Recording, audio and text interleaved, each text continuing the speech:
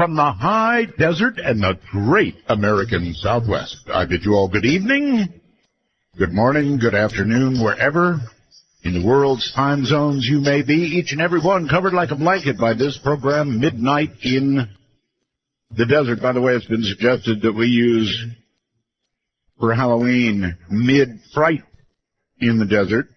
So that was kind of cute. Mid-Fright in the Desert. I like it.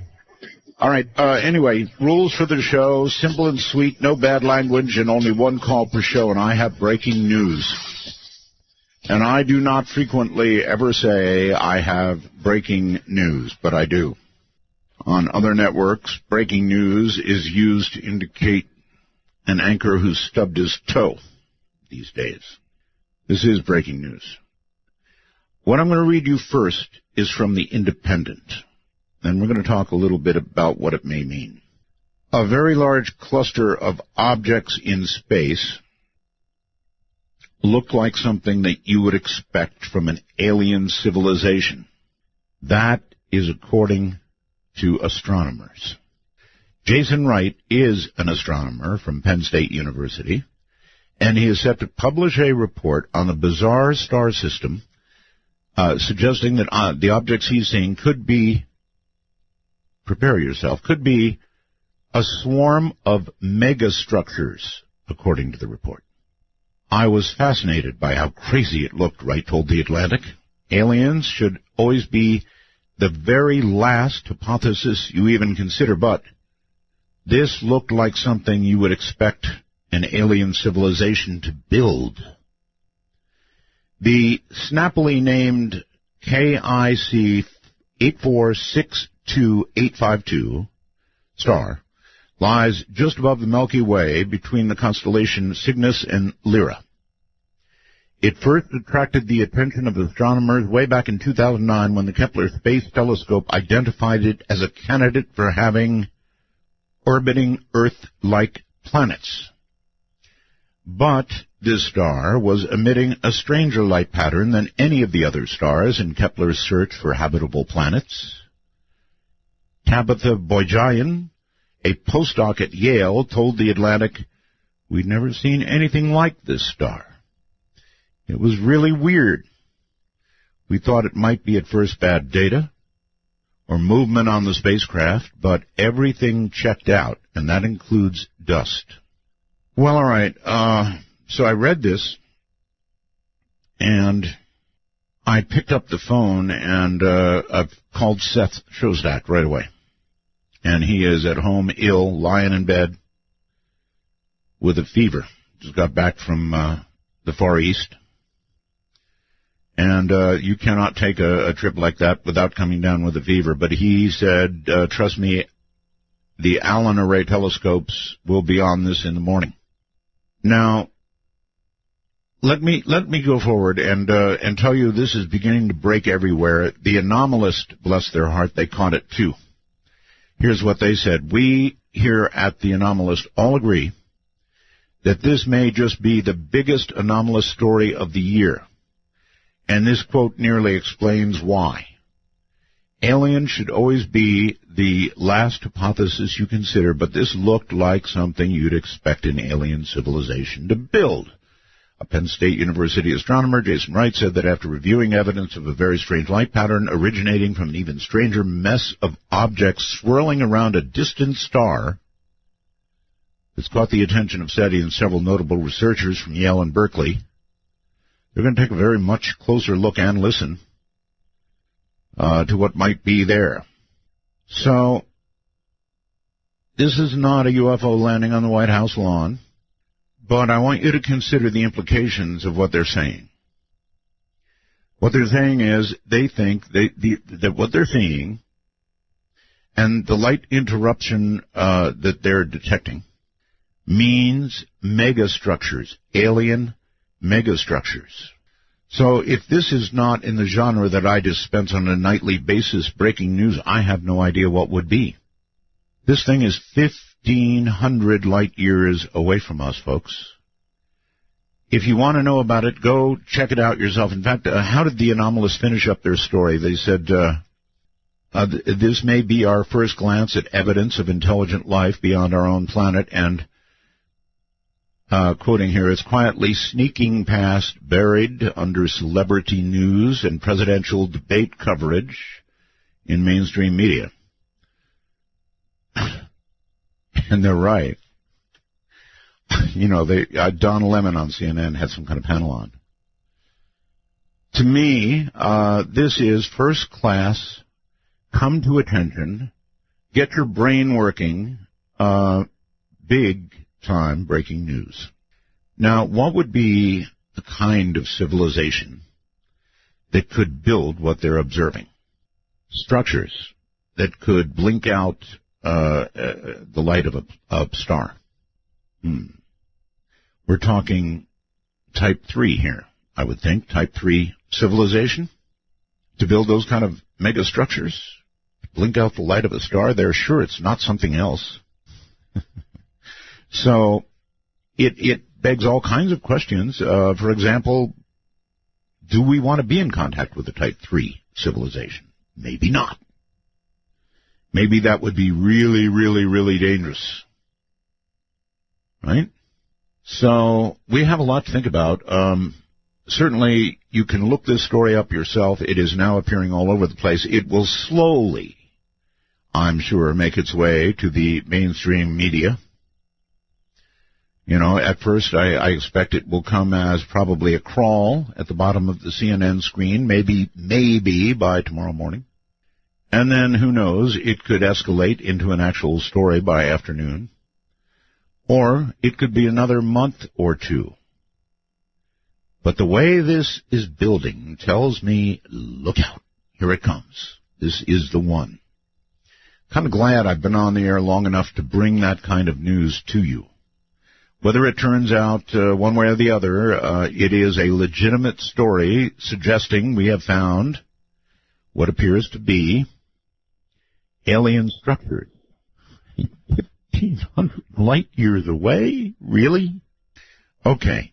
In other far less interesting news, Hillary Rodham Clinton's polished performance in the first Democrat debate did more than send a message to her primary rivals. It was a warning to the chaotic Republican field about, look out, here comes Hillary. Hundreds of Iranian troops are being deployed in northern and central Syria. Oh, wonderful, wonderful. Iranian troops, hundreds of them, in Syria now.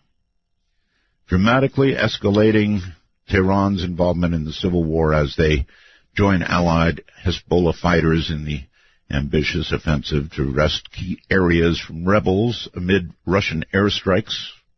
What a mess. Maybe we do need these guys from 1,500 light years out, huh? Every other day, another Republican lawmaker seems to wake up and decide that he or she may run to be leader. And they still don't have a leader. They're still all hoping, kind of, that Ryan will take it, but he's hiding away, deciding, having his arm twisted again and again. So, in my career, rarely have I had the opportunity to break such news to an audience, but imagine it, 1,500 light years away. Structures big enough to obscure the light of a star in an irregular pattern, so that people who have studied this at universities are prepared to say they think this may be alien life. Now, at 1,500 light years away, assuming that the speed of light thing holds, they can't get here very quickly. But if they're a Type 3 civilization, they could be here tomorrow. Or, looked at another way, they could have been here hundreds or thousands or millions of years ago and left. There's a lot of ways to think about this. And I have only just begun, and I'm sure you as well have only just begun. So if you want to look this up, if you want to verify the story or see what's breaking, continuing to break, here's another one on my screen. Has Kepler discovered an alien megastructure? I guess you could put in, let me read you the star information again.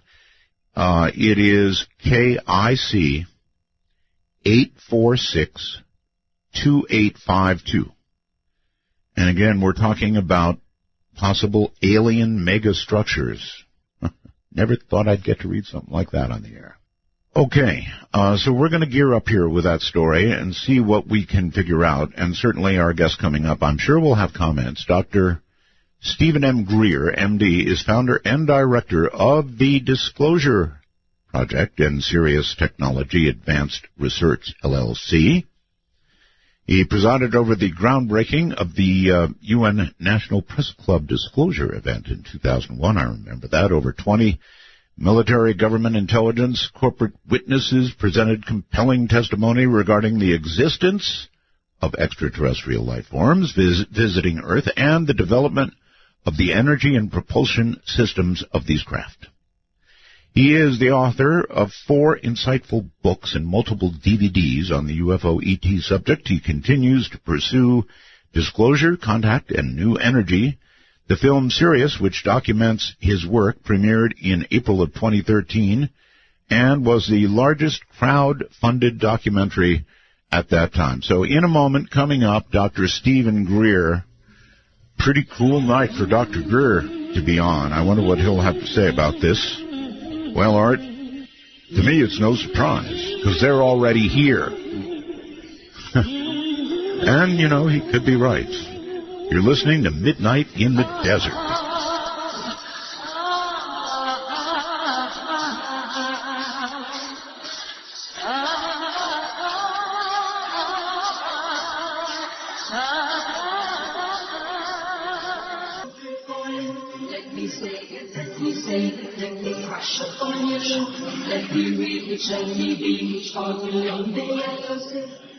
Wanna take a ride?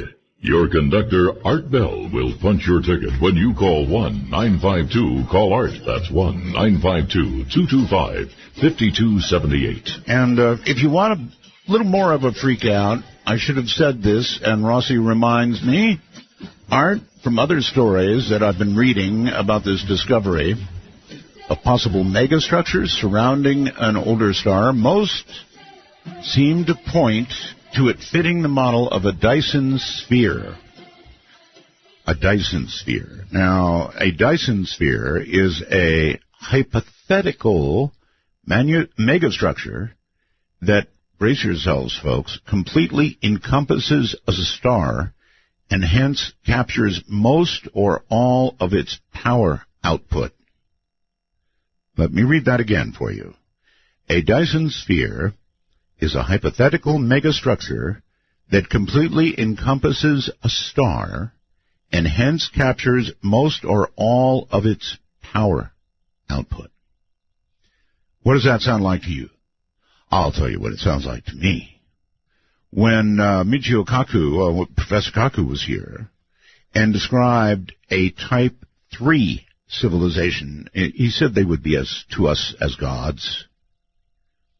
He said they would have the power to control or capture the power of a sun.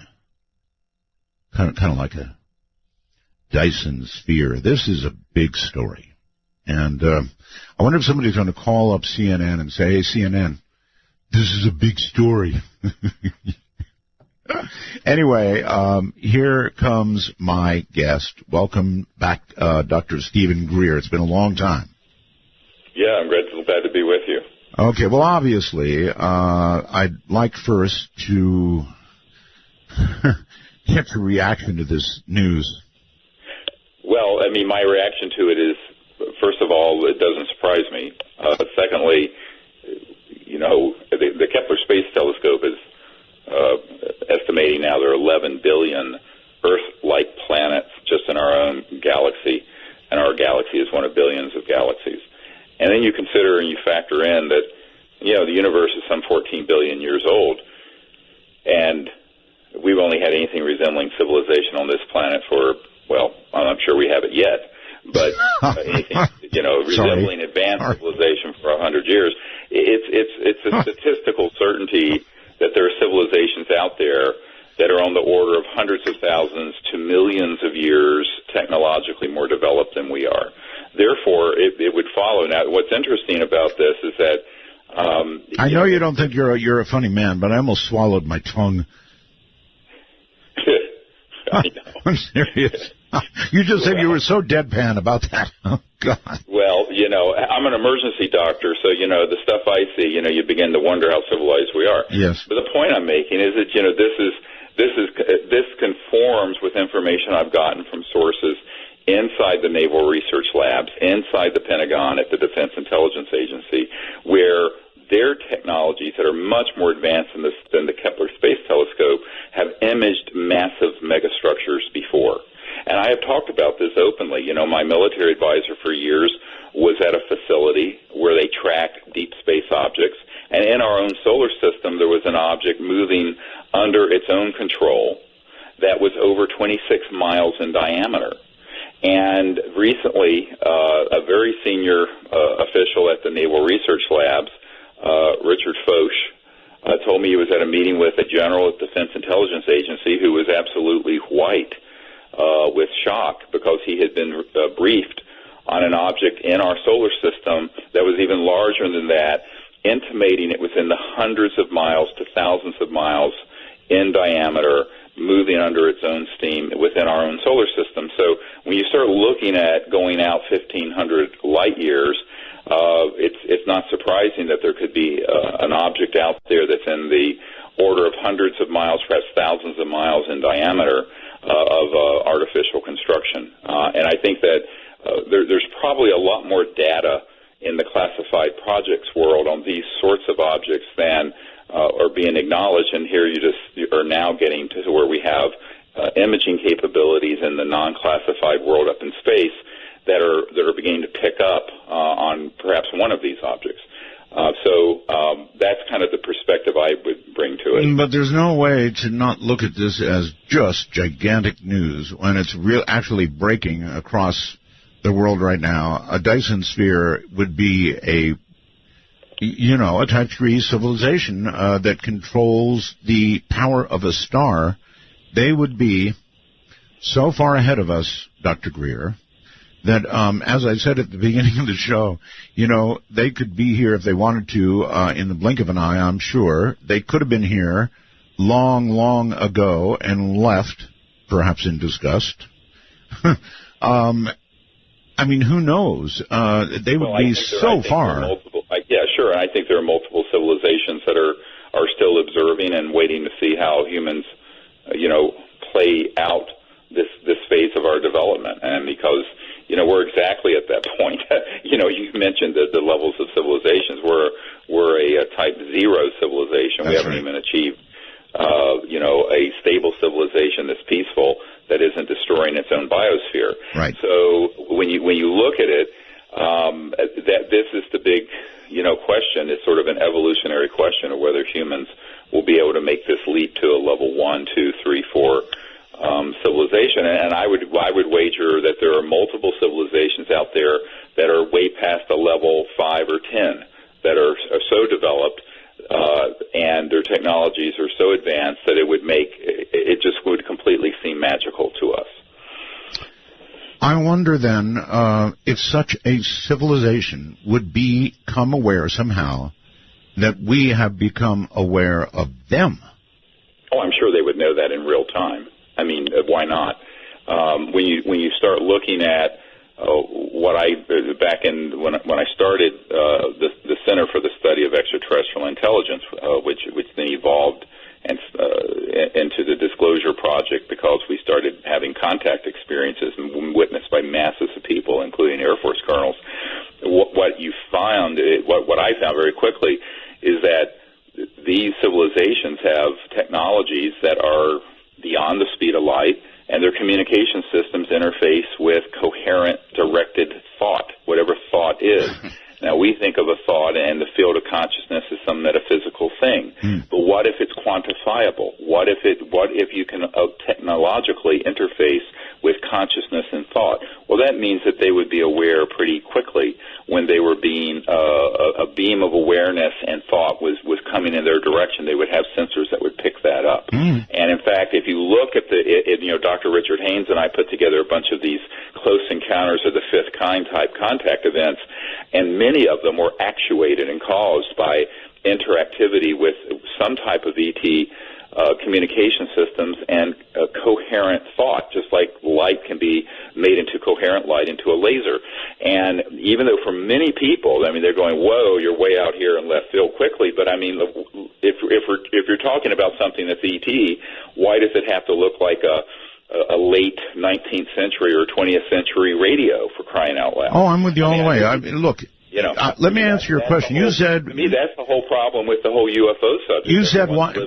Yes, Doctor. You said why not? Everyone's living in the 19th century. Yeah. You said why not, Doctor? You said, in other words, that they could be aware of the fact that we are now aware of them in real time, and the answer to that question might be because, number one, they're a type 3 or better civilization. Number two, they might not like the fact that we know they're there. And if they don't, well, I'll let that hang in the air. I mean, if civilization's that advanced, I know Stephen Hawking and other people have loved to have their sort of eschatological space war fantasies. But the reality of it is, if you've existed and made it through the challenges we're facing, and haven't destroyed yourself when you cross the nuclear threshold, and you've reached into what I call the trans-dimensional level of physics, things that go beyond the speed of light, pulling energy out of the so-called zero-point energy field where a cubic centimeter of space has more energy than the entire United States needs to run on for a month. I think when you begin to look at those kinds of developments, if you were still of the mindset of marauding space aliens a la Hollywood's movies, that would be made clear very, very quickly. And only that, but in all likelihood, you would have destroyed yourself with someone of a similar mind bent. So I think that, there's a lot of kind of conjecture. And I think one of the questions I always have when there's sort of a drip of this sort of news, is this some kind of an acculturation process that's beginning to break into the news so that there can be sort of a xenophobic, fear-based spin on it to continue to throw more fuel into what Eisenhower famously called the military-industrial complex. I'm always looking at things in two ways. It's a step forward, or is it actually something where they're trying to hoist up another false flag operation? We need bigger bombs. Yeah, of course. I mean, because, oh, my God, now we have to to fight the aliens. Well, first of all, if you're at that level of a civilization, a hydrogen bomb, a thermonuclear bomb would look like a tinker toy. I mean, let's face it, because you're dealing with much more powerful technological systems. And therefore, the idea that there would be any kind of violent engagement lasting more than a nanosecond is foolish. Just like mutual assured destruction with the Soviet Union was a foolish thing. I mean, it was just, we had enough, we still have enough of these nuclear weapons to make the rubble bounce and glow. I know. I did a whole entire show recently, Doctor, on what a nuclear war with Russia would be like, and he described it in 3 hours in gory detail, and it's nothing anybody wants to have anything to do with. And I must tell you, Doctor, we're closer to that moment now, in my opinion, than we have been since Cuba. Right, the Bay of Pigs, right. Yeah. Because of the Bay of Pigs, I'm talking about the missiles. There's a lot of foolishness going on, and but you throw into this mix the sort of stock and trade, this xenophobia, fear-based stuff with aliens. I actually think that if this holds up, that this discovery is confirmed, it's going to have to be looked at in the context of a lot of other evidence that's in the UFO field that's long been dismissed or ignored by the mainstream media. So in that sense, it could be an entree to more evidence being revisited by the public if indeed this discovery holds out to be not some sort of artifact or anomaly. Do you really think they'd look at it in that larger context? I think eventually they might. Just like I was asked recently, because when I put this briefing together that was provided to John Podesta for Obama, people said, well, now Podesta is the chairman of Hillary Clinton's committee. I said, yeah, but that doesn't mean that anyone at that level is going to take any action or that they even have access. All right, Doctor, hold it right there. We've got to break. We're at the bottom of the hour. We have to break here, so hold tight. Dr. Stephen Greer is my guest, and again, we are dealing with breaking news this night. You think we've found them? Some of them. we would have to locate a Type 3, right? I'm Art Bell, and this is Midnight in the Desert. Midnight in the Desert doesn't screen calls. We trust you. But remember, the NSA, well, you know. To call the show, please dial 1-952-225-5278. That's 1-952-CALL-ART. My favorite Ross by any measure.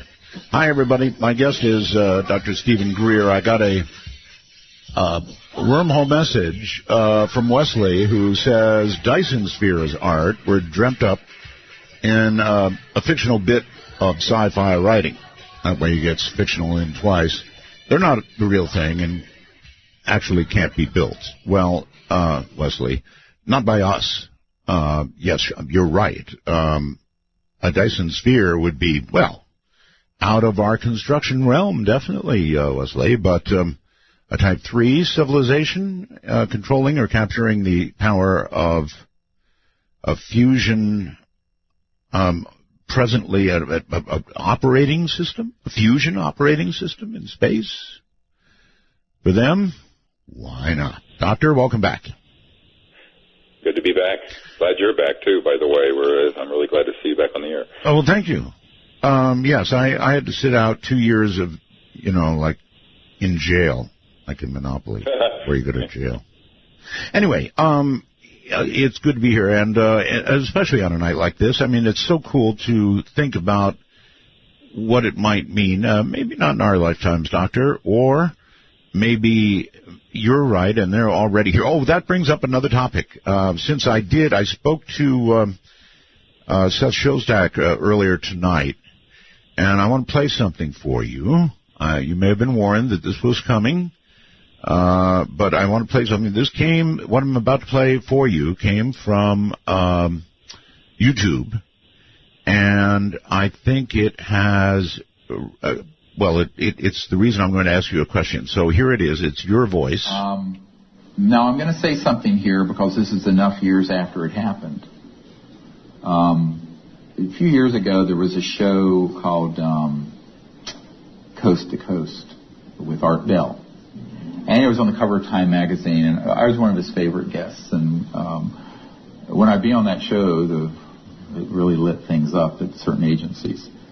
And one time I was on his show, a few years back, towards the end of his career there, and this issue came up, and I said, well, I have a source high up in SETI that confirms to me that they, in fact, have received interplanetary signals, but in a kind of phased, not normal array. It was kind of a pulsed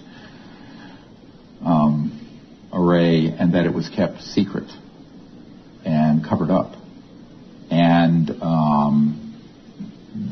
the SETI people were furious. Subsequently, Seth Shostak got on the show and just said, well, Dr. Greer knew what he's talking about, and he probably talked to some volunteer computer operator, because we have all this network of volunteers. What Art Bell didn't know, and what Seth Shostak didn't know, which I'm going to say now because it's enough the bridge, is that the guy who told me that was the founder of Contact. Moreover, a man who had been one of Carl Sagan's best friends, the best man at his wedding, confirmed it. And he had been present when the WOW signal came in at Harvard. Okay. Oh, all right. So I played that for Seth when he was on. That was on, I don't know, month and a half ago. And he said, no way. Yeah, no way. And there's no way that he can be, he would be allowed to even confirm it. Dr. Drake, when he and I had the phone call, said, if it was even known I was having this conversation with you, it would be the end of my career and maybe my life. Subsequently, the man I was referring to, who, along with Carl Sagan and others, had co-founded the Extrasolar Planetary Society, which is the early attempt to find other Earth-like star systems out there, and another man who was one of the founders of the Allegheny Observatory up in near Pittsburgh, George Fennell. And the other man I'm referring to, who is good friends with Carl Sagan, Jim Mullaney, he used to be one of the editors of Sky and Telescope magazine, Astronomy magazine. Both of them had front row seats. These were not volunteers. These were the top people, and they confirmed independently. They didn't know each other. They confirmed that, in fact, signals had come in and they had been kept quiet. Now, Seth and I had a debate on Voice of America the day of or after the National Press Club event in Washington for the launch of the Global Disclosure Movement. And I had a number of top-secret military people with me on that broadcast on Voice of America. He kept making these assertions that there was no evidence, even though we were presenting massive amounts of evidence. I mean, hundreds of thousands of pages of documents, testimony, transcripts, eyewitnesses, people who had top-secret clearances. And it was clear that, he did not win, by the way, the debate on Voice of America. But what was interesting is that it was clear that no matter what you present in the way of evidence, he would say it's not true and we're still looking for a signal. Right. So my only question is, you're either incredibly poorly informed or you're carrying water to maintain the secrecy on this for somebody. Would you care to speculate on which of those you rather imagine it to be? It's the latter. Well, he's really an intelligent person. Yes, and, he is. These names I just gave you, George Fennell, Jim Mullaney, Dr. Drake himself, the Drake equation, these are all people that I've spoken with. And in the case of Mullaney and Fennell, I've spent enormous amounts of time with them. And these were key figures in the early days of this search. And they, in fact, what was interesting about Jim Mullaney is that he was at the congressional briefings that we did in 1997. You may remember this, before we did the public National Press Club event. I do recall. And he presented at that, and it was closed door. There were members of Congress, there were chairmen of committees there. There were people from the vice president and president's office. At that time, it was Bill Clinton and Al Gore. There were all these people. It was at the Georgetown Westin Hotel. We had a dozen or so top-secret folks there presenting. One of them was Jim Mullaney. He got so much heat after that, he wrote me a note and said, he says, you are absolutely on the right track. All of this is true. But if I continue to do anything to help disclose this information, even in these closed briefings, I have been informed that it will be the end of my career. So this is serious stuff. Oh, yeah, it's serious stuff. I have worked with people of the highest integrity who have been threatened, who have had their careers put at jeopardy, and who have had to back off from stepping forward publicly because of the henchmen by this fascistic cabal of secrecy. Dr. Greer, why? And so I'm going to call them out. This is the first time I've shared those names on a radio show, and I'm doing it tonight. All right. My next question is...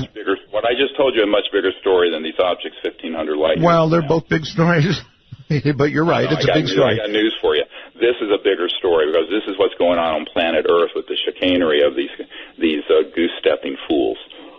Goose-stepping fools? Yeah. Ooh. Yeah. I mean, it's ridiculous, the kind of lies. I mean, I think people need to say it's enough of this. Wow. I mean, whose water are they carrying? Okay. Well, my other question, we'll come back to it, Doctor. My question is why? Why are people's lives on the line? Why are people lying? Why is it that big a deal that people would get killed or lose careers over it? Why?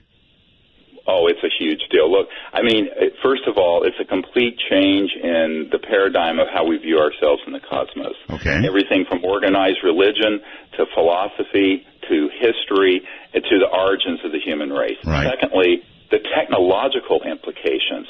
If you acknowledge, not that it's something floating out there 1,500 light years away, but you acknowledge that there are objects and civilizations that have gone beyond the speed of light and have gotten here, and that we have studied these technologies, and moreover, we have them in classified projects, and then you put that up against the trillions of dollars being spent to try to put Band-Aids on global warming or fossil fuels or pollution. This would be, the public would demand that this issue be dealt with properly because we're running our planet into the ground I agree. Environmentally, socially, politically. Yeah, but doctor, that's part of the why. You just said it. We're running our planet into the ground. If we're running our planet into the ground, doctor, then for God's sakes, these technologies should be brought forward to save ourselves. Well, I know. I've spent 25 years working trying to make that happen.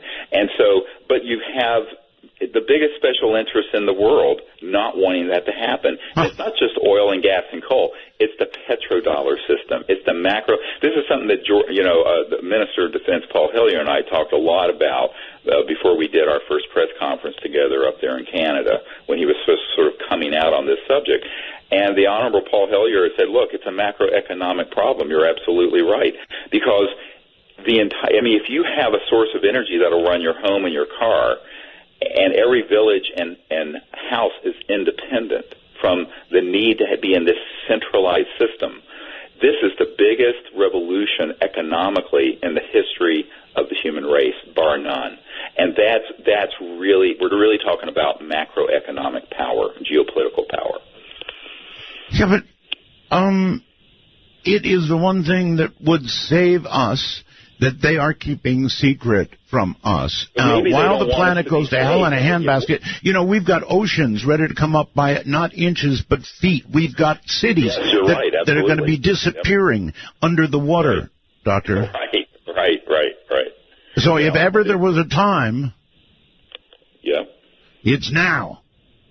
Yeah, but it was interesting. I was hitting my head against the wall back in the 90s, and I remember the guy who set up my briefing meeting with the Clinton CIA director said to me, look, this guy had been on Ronald Reagan's National Security Council staff. He said long-term planning at the National Security Council was 6 months. I mean, a lot of these folks that's how banal and stupid some of this is. Now, there's another level. And that is, people have inherited the secrecy, and they don't know how to get themselves out of the box. Yeah. And so in a sense, it becomes the inertia, or if you want to look at the momentum of that secrecy, becomes very difficult for a subsequent generation to change because they have inherited a big sticky wicket. And back some years ago, when I was getting so fed up with all the problems that we were facing with the threats and what have you with what we were doing with disclosure. There's a guy at the CIA who is very high up in this management entity that keeps all this secret. And he basically said to me, he says, we've got to have some people trying to bring this information out because the system is so dysfunctional and the threats are so real to people who try to defect. I mean, don't forget, no less a figure than Bill Colby, the former CIA director, was in the process of meeting with a member of my board of directors to hand over one of these operational so-called free energy devices and some seed funding to get it out to the public when he was killed and they found him floating down the Potomac River. People say that's a conspiracy theory. It is not. I met his best friend, who was a colonel, who said to me point blank that he gave his life trying to bring this out. So, everyone sitting in their armchairs thinks that this is just some kind of a game. But, when you're dealing with people who've lost their lives, like I have on this, it's a very serious issue. And what they're trying to maintain is their ironic death grip on the control over the planet. But of course, they're killing it by squeezing it to death. And this is the argument that we've been making for years. And so I think that if it was just about intelligent life out there, it wouldn't be an issue. It's because the intelligent life is very much involved and has been observing Earth for a long time, and the technologies that explain their presence would completely terminate the macroeconomic and oil and gas systems that we have today. And this is something that has been forestalled for 60 years. I mean, I'm convinced that Eisenhower would have really wanted to move this forward, but they circled the wagons and shut him out of the loop. All right, let me make a statement, and you can react to it, all right? You and I have known each other probably 15 years or more. And longer, yeah. Yeah, maybe longer. So during that time, Doctor, you've been on my show many times, and many times you have said, Art, this is it. We've really got it. I can't tell you anymore right now, but so-and-so has developed such and such, and this is really it. And, of course, something has always happened, and it hasn't been it. Yeah, it's been a disaster, particularly with the technologies, yeah. Yep. So, I mean, what do you have to say about all that? Example. This is it actually happened pretty recently. This was about 4 or 5 years ago. And there was a man who, with a top-secret clearance, working at under contract down near the Redstone Arsenal there in Alabama, near the Huntsville Space Flight Center. And he had 5 shepherds, they're called, in the intelligence community who were holding his clearances and who had cleared him to work with us to develop a basic prototype of one of these devices that would put out more energy than you have to put in. So we provided a grant to him, about $65,000, not a lot, so that he could work on that. And he was cleared to do it. About the time he was assembling that, a bunch of these goose-stepping goons came down to his command, threatened him, threatened his family, did all kinds of things to stop him. Now, this is a well-documented case. This is not ancient history, and it's not a conspiracy theory. He backed out of it so quickly. So we were within a couple of months of having one of these prototypes again, and they came in and scared the hell out of this engineer who was, by the way, absolutely brilliant, and who has worked on things that were trans-dimensional physics for classified projects for almost 40 years, from 1974 until now, well over 40 years. So what did he do? Just shut it down? He absolutely shut it down. He was scared to death. So So this is something where people go, how could he do that and betray you that way? I said, well, I understood it because he was doing this as a lone wolf, even though he had the clearance and I met with a colonel who had retired and had become a civilian intelligence employee who was one of his shepherds holding his security clearances, who told me, we really think it's time that this level of the technology, not the things that fly around that they've developed, which this man had worked on, the so-called anti-grav stuff, but the just basic energy technologies, and we're going to let him do that. So this was a very prolonged negotiation. I first met the man in 2004, I believe it was. By 2010, they were willing to cut him loose and work on this, and then in came some these thugs who basically from another compartmented project who threatened him. So this is the life I've lived. Do you know any of the specifics of the threat that was made? Was it, is it like, keep going and your family's dead, you're dead, what? Absolutely. Yes, exactly that. And in fact, the man who set up the meeting with me, he was privy to so much stuff that he was told point blank that, and this was a senior fellow at the Naval Research Labs, that if he disclosed what he knew about some of this, that they would kill him, his family, his children, and his grandchildren. I am quoting, and I have witnesses to this senior, third highest ranking person at the largest defense lab in the United States telling me this. So people who live on conspiracy sites who think this is just all, whatever. No, this is really how this thuggish world works. And so it's a very difficult thing to get out there. It's been doing the disclosure, the informational part of disclosure, top secret witnesses, documents, that sort of thing, was difficult. Trying to bring out the technologies that could fix our planet and bring us to a level 1 civilization, that is the heaviest lift I've ever had to do in my life. And much more traumatic than, taking care of a child that dies in my arms in the emergency department. It has been absolutely traumatic. Well, you have a family, Doctor. Aren't you afraid for them? No. Well, perhaps you should be. I won't even say, I'll just tell you, when that was brought up once, some folks who work in this the intelligence community wouldn't even let me answer and says, we don't have.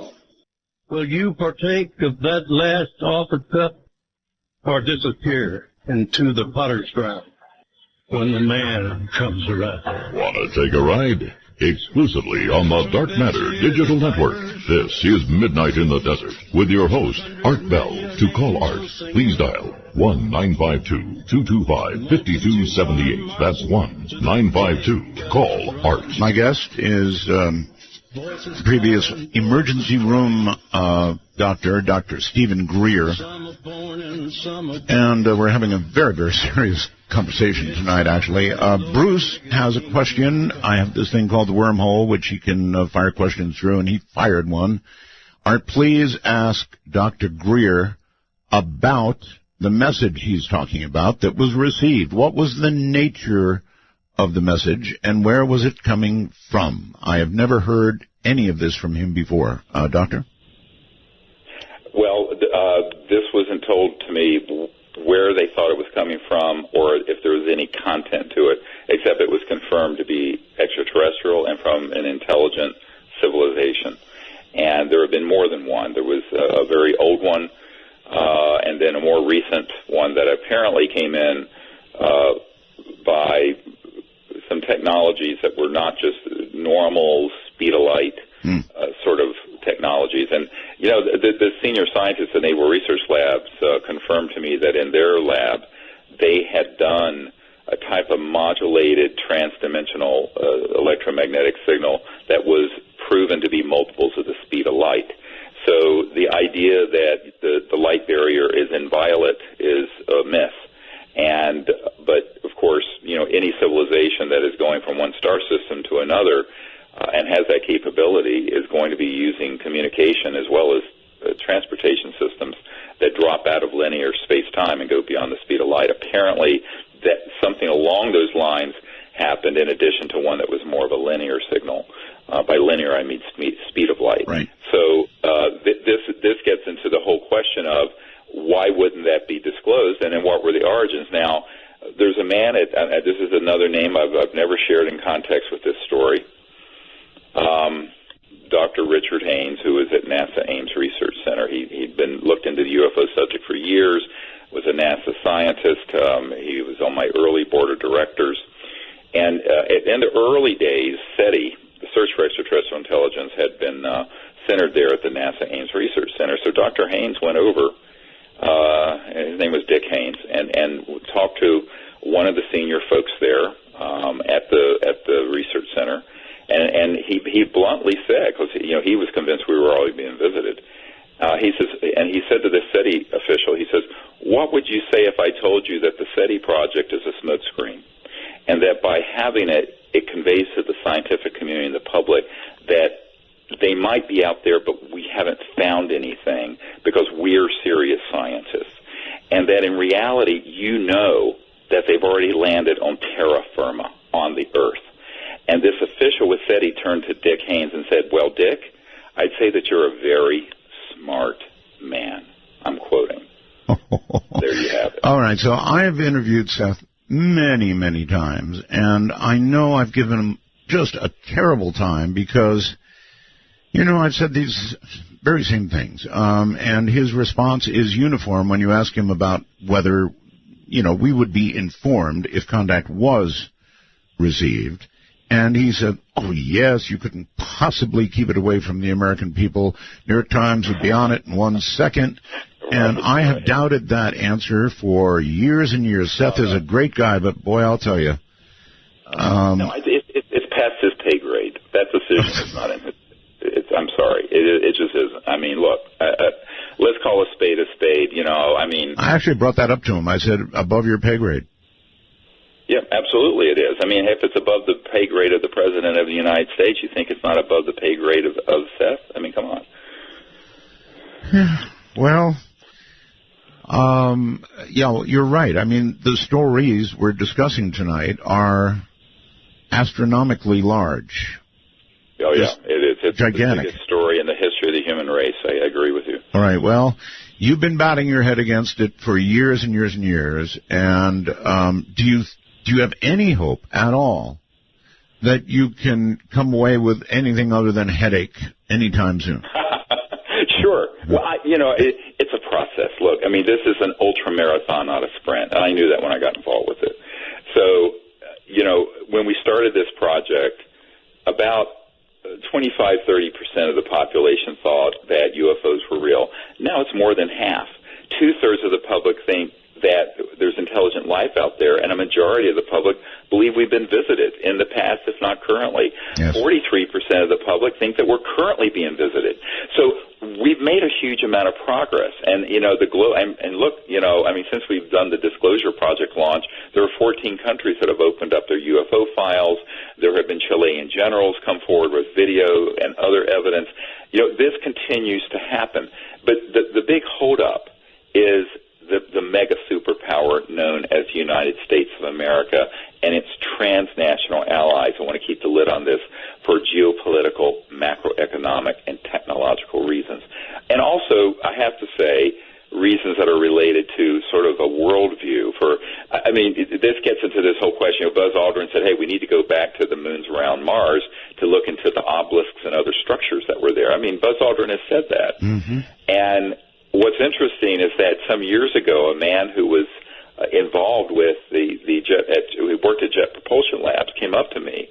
I was given a praise, and he says, look, I work at JPL, and you're absolutely right. There are structures both on the moon and on Mars, but that are ancient. And on Mars, we're talking really ancient, probably millions of years, not thousands. And I said, well, why at least can't that be released? Because that's sort of in the past, it's archaeological, et cetera. He says, no, you don't understand. He said, if that was released, it would collapse the foundations of every orthodox religious belief system on Earth. I said, well, good, if it's based on information that's not correct. He says, no, you don't seem to understand how powerful those interests are. So, essentially Brookings, right? This was a scientist saying this to me. Essentially, this is a scientist, not a theologian. I've got you. This is a scientist. I've got you. Essentially Brookings, right? Right? It's essentially Brookings, what they said. Right. Brookings did a study, you may recall, Yep. Doctor. Yep. I do know it. Yeah, I have it. Yeah. Okay. Well, they said, look, everything would collapse. You know, religious institutions and on, the economy, everything would go. Well, I don't think it would collapse. It would have to get transformed. And so this is, you know, a couple of years ago, I was at a gathering with 120 world leaders on an island off the coast of Australia up in the Great Barrier Reef. And it was one of these confabs where the Chatham House rules are in effect. I don't know if you know what those are. It means that you can share what's stated there, but you can't attribute it to anybody. So I was sort of a guest speaker. The organizers of it are people who are very good friends with the Clintons. So, in other words, it's kind of like Las Vegas. Yes, exactly. You can't say who said what. So it was interesting because I had people at this meeting who absolutely were, you know, they were very upfront about the fact that this information is something that can either be viewed as disruptive or transformational. And so the whole title of this entire 3-day weekend with these literally 120 world leaders that were at this from all walks of life. Some were corporate, some were academic, some were political. The Minister of Defense was there. And basically the title of it was From Disruption, Opportunity. So the whole point I was trying to make is it's like if somebody had wanted to suppress the Internet or computers coming around because you own stock in Royal typewriters or something. You know, yes, it's disruptive on one level. On another level, it would be incredibly transformational. I mean, imagine having a civilization where there was no longer the need for poverty or pollution, and energy would be zero at its cost. I mean, this would be amazing. Now, there are stakeholders. I mean, some of the top people in the Australian coal mining industry were there, which is the only bright spot in the Australian economy for exports to China is coal, to run the polluting power plants in China. That's why all the pollution is landing on the west coast from China. But, you know, obviously those coal mines would be shut down within 10 or 15 years. And the same thing with the oil wells. I mean, you'd have oil for plastic, and that's it. But you know, we're now talking trillions of dollars of an economic change, but we're also talking about an economy that would be lifted, that would be growing by tens of trillions of dollars. So it depends on where the stakeholders are and how much power they have. The problem with our political system, and by extension our macroeconomic and military-industrial complex, is that the stakeholders who have the power are the people who are really calling the shots. All right. Let me stop you for a second. I want to ask a question. Yeah. You touched on political, so I'm going to ask you about this. Yes. In years past, Doctor, we have had candidate after candidate after candidate who is an insider.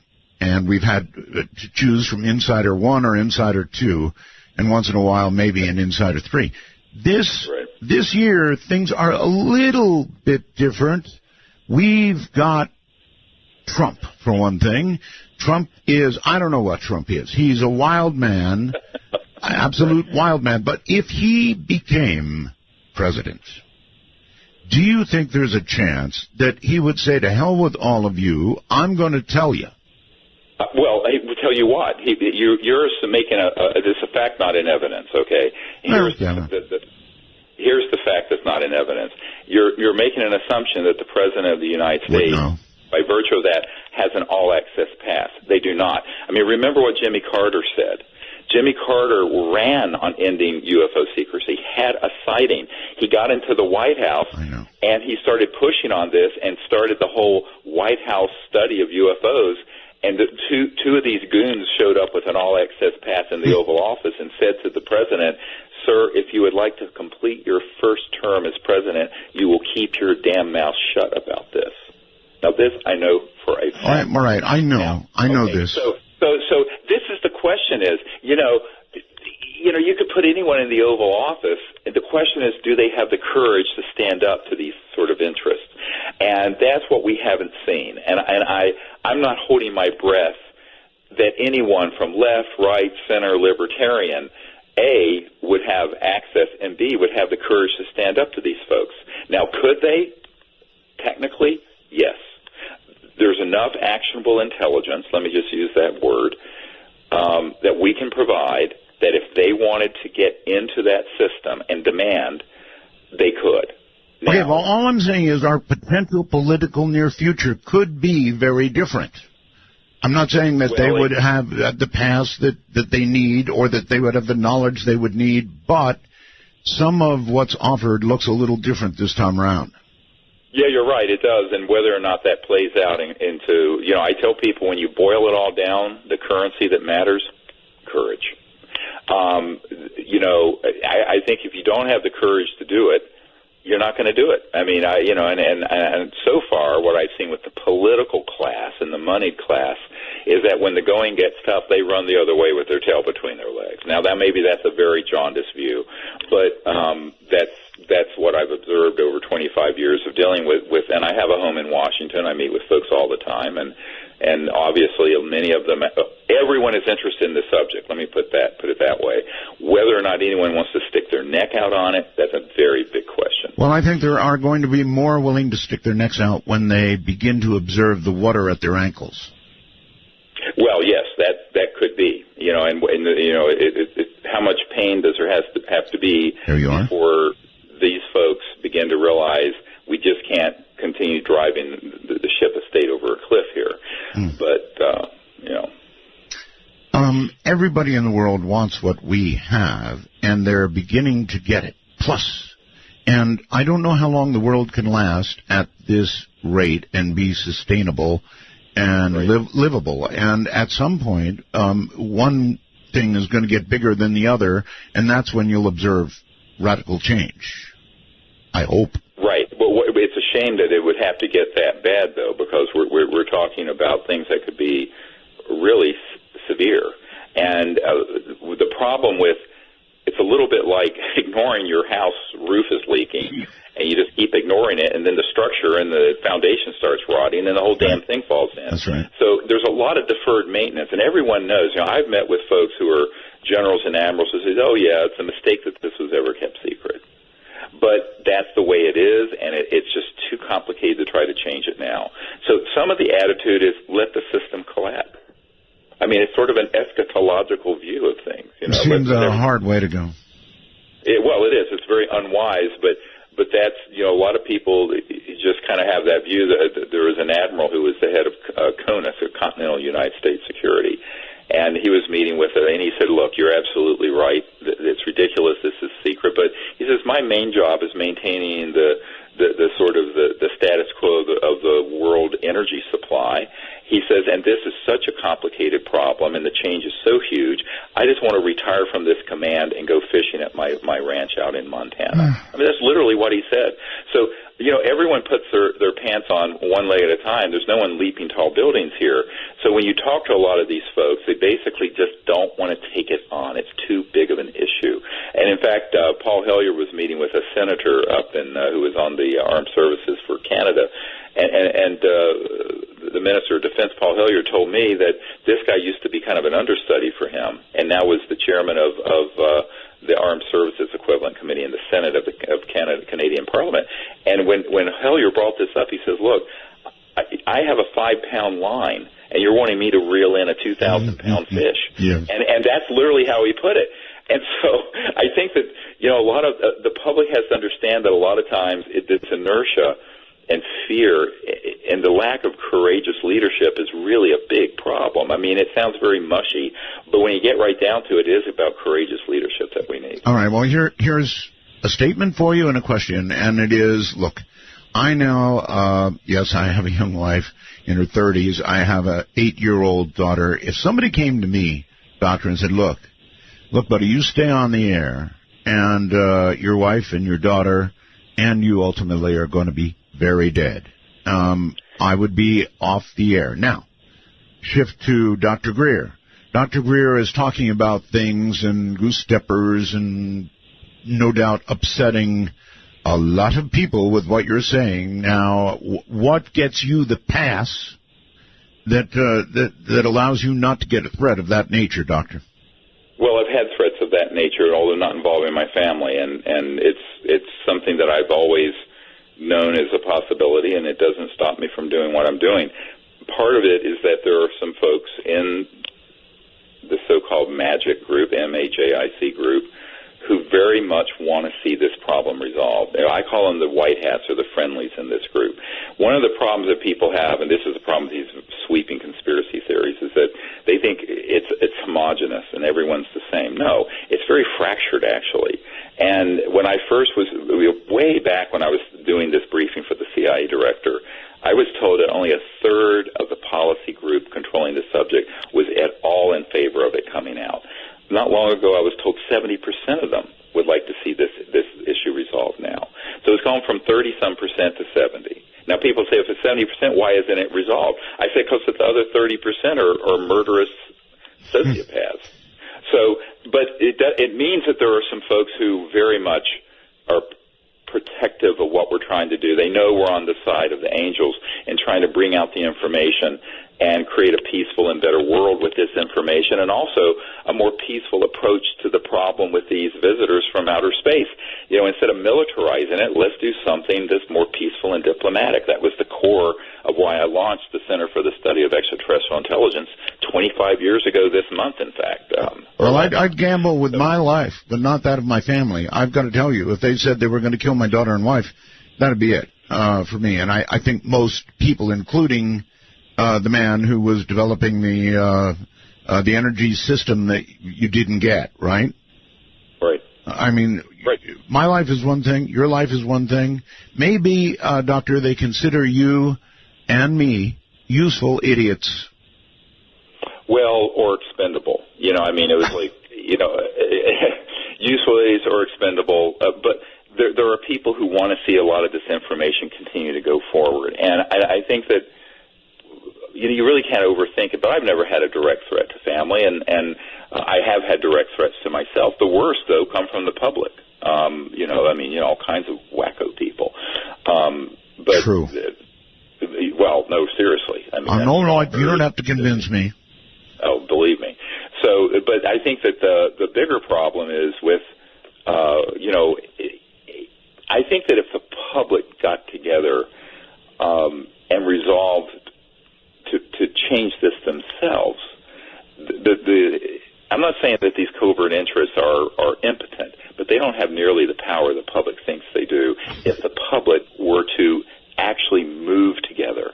And I think that there's two sides of this equation. There are people trying to keep it secret, and then there's the apathy of the public. It's sort of like what happened in World War II when in Germany people said, oh, well, this can't happen, or someone else will take care of it. Next thing you know, they're goose-stepping, millions of people into ovens. I think that's one of the problems with humans is that they really always expect someone else will fix it. And I think we have got to stop that. We have to come together.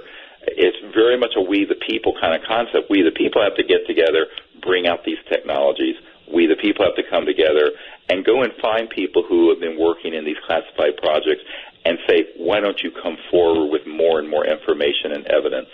We have got to come together and do that. We launched about a year and a half ago an app so that anyone in the world who wants to connect to another Close Encounters of the Fifth Kind group and go out under the stars together can do so. Okay, we'll get into that, but I want to point out to you, Doctor, really cool. and I don't want to. That's actually happening. I don't want to discourage you, but while people dressed in black have been lopping off heads, right and left, the American people have cheerfully watched their constitutional rights to privacy disappear in front of their very eyes without so much as lifting a finger.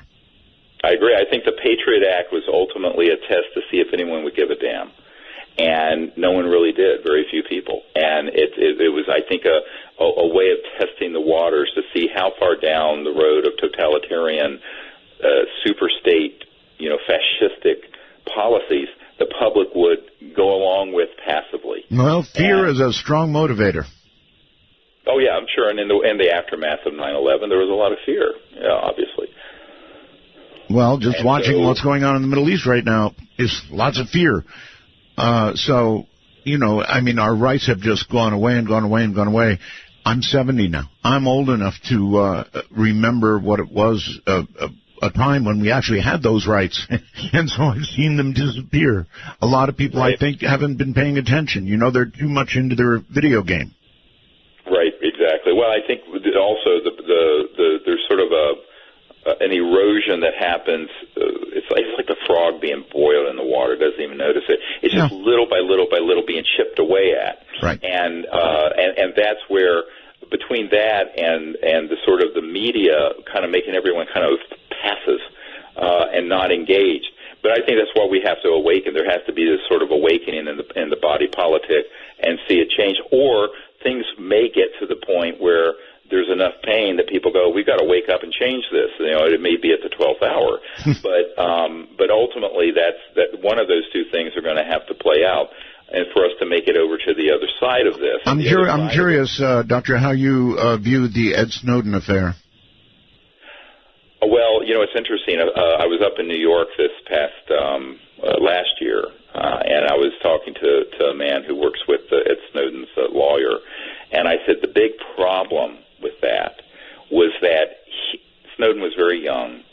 He didn't know the difference between a top-secret TSSCI, top-secret special compartmented intelligence, and an unacknowledged special access project.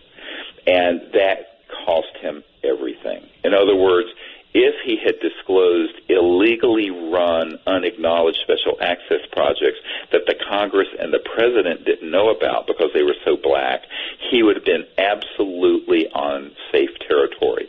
But if you disclose something that is being properly managed, even if it's a ridiculously wrong-headed project, but the Senate Intelligence Select Committee and the President and other people are informed of it, it's being legally handled. So he needed to have someone, other than the people who are around him, to say, look, if you're going to disclose something, be sure it's something that is an unacknowledged special access project that is, by definition, being run illegally and off the books. And that would have been something that no one could have come after him for.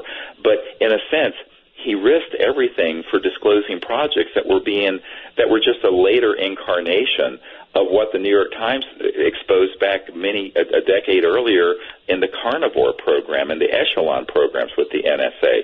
They were just more beefed up versions of what the NSA had in the late 1990s and early 2000s that was in the mainstream media already.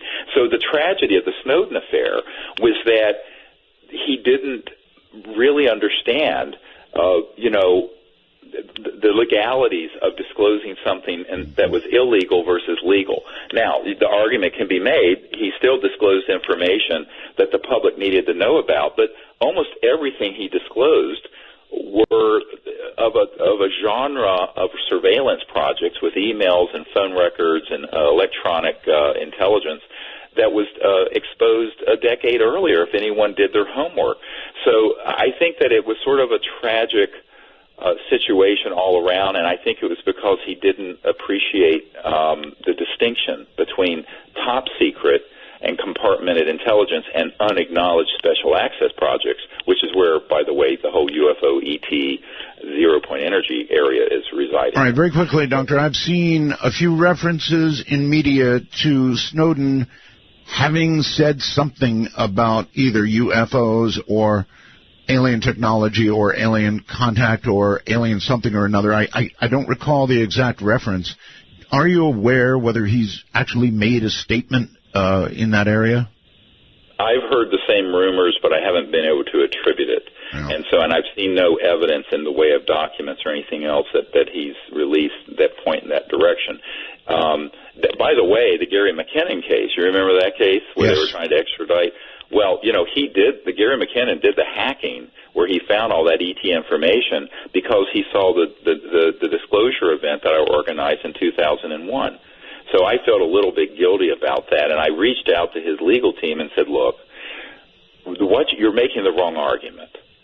The argument you need to make has nothing to do with the legality of the hack. It has to do with the illegality of the information he was accessing, that the information he was accessing has been managed in an illegal fashion. And if that's the argument you make, a constitutional argument, not a technical one, I will give you the names of people that you can subpoena on his behalf. I mean admirals, generals, etc., who have been locked out of these projects and where it can be absolutely proven in a court of law that these projects are being managed illegally.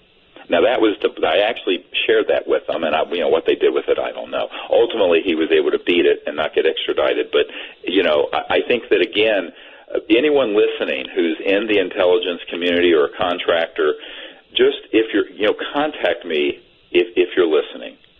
And, I've dealt with some of the best constitutional attorneys and some of the best people in the world who know this system. I didn't know it. I had to be taught about this. I was a doctor, for God's sakes. Mm-hmm. And you can avoid these really catastrophic mistakes if you stick to exposing and disclosing the projects that are illegally being managed. And we can prove this, by the way. We can prove that these projects have been illegally managed. And since we can prove it, if they then were trying to be prosecuted, hey, we'd have them dead to rights. That would be a great court case. All right, Doctor. Hold tight, please. We're at a break. This is Midnight in the Desert. Dr. Stephen Greer is my guest. And yes, by the way, he is a doctor. Good question, huh? How come you gave that up? How come you're doing this? Can't be making a lot doing this, right? We'll be back. A new religion that'll bring us to your knees. Black velvet. The clock strikes 12, and Midnight in the Desert is pounding packets your way on the Dark Matter Digital Network. To call the show, please direct your finger digits to dial 1-952-225-5278. That's 1-952. Call ART. Breaking news night, more than one way. My guest was Dr. Stephen Greer. The breaking news, just one more time, is pretty amazing stuff. It appears that astronomers have located what they feel may be megastructures near a star about 1,500 light years away, mainly KIC 846-2852. It lies just above the Milky Way between the constellations of Cygnus and Lyra. They actually used the word megastructures. So this story, watch for it, is going to get real big, real quick, or something is real wrong.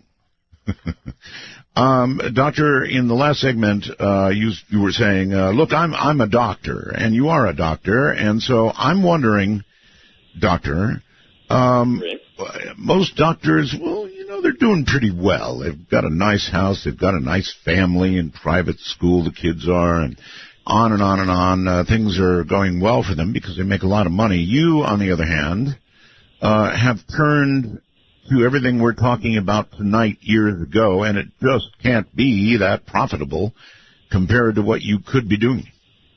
Oh, well, of course it isn't, and that's not why one would ever do it.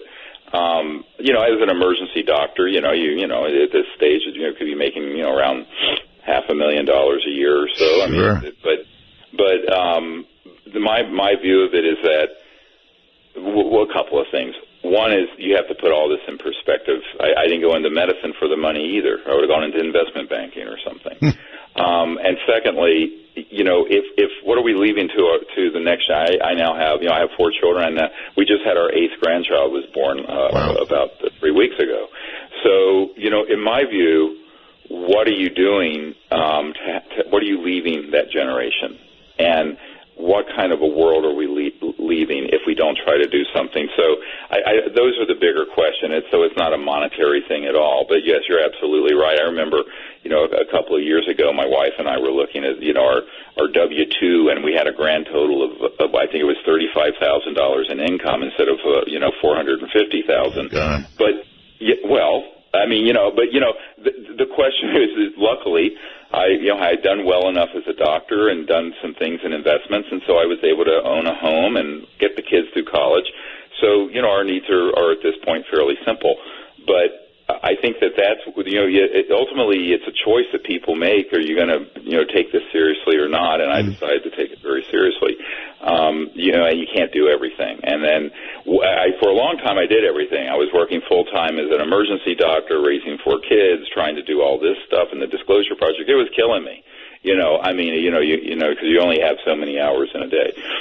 But, that's when you get onto this sort of really a personal choice. Are you going to give it your all or not? And we decided to give it our all. And luckily I have a very, very supportive wife. I was going to ask, you've had, I'm sure, the talk a few times, right? Oh, sure. Yeah, absolutely. And the wonderful thing about her is that, she was in the Peace Corps when I met her. Her whole worldview is the same as mine in terms of how we leave the world as a better place than we found it if we can. And I don't, for her it was, sure, let's do it and we'll manage. And she knew that, I was good enough at balancing things that I'd still take care of everyone. All right. I want to bounce another question off you, and then we're going to turn to some of, I know you've got a lot of stuff. So I want to ask you, I recently interviewed Dr. David Jacobs. Mm-hmm, sure. Then I interviewed another guest, but mainly I'm going to bore in on what Dr. Jacobs said that another guest backed up. Pretty wild stuff. He said, look, all right, it's already happening. They have been experimenting with us, toying with us, if you will, genetically for a long time. There are human-alien hybrids on the planet now, and there are more and more of them. Anybody run that one by you? Well, I've certainly heard it. I've never seen any evidence for it. What I will say is that, not everything that goes bump in the night is what people think it is. And this gets into the deep end of what's called stagecraft in the intelligence community. Mm-hmm. Now, what am I talking about? The way that you stage things to create a deception, and it's basically for the purpose of psychological warfare purposes.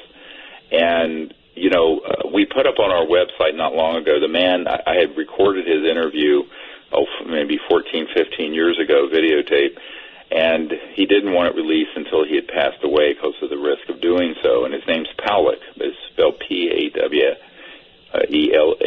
And his testimony is at our website, SiriusDisclosure.com, S-I-R-I-U-S Disclosure.com, all one word.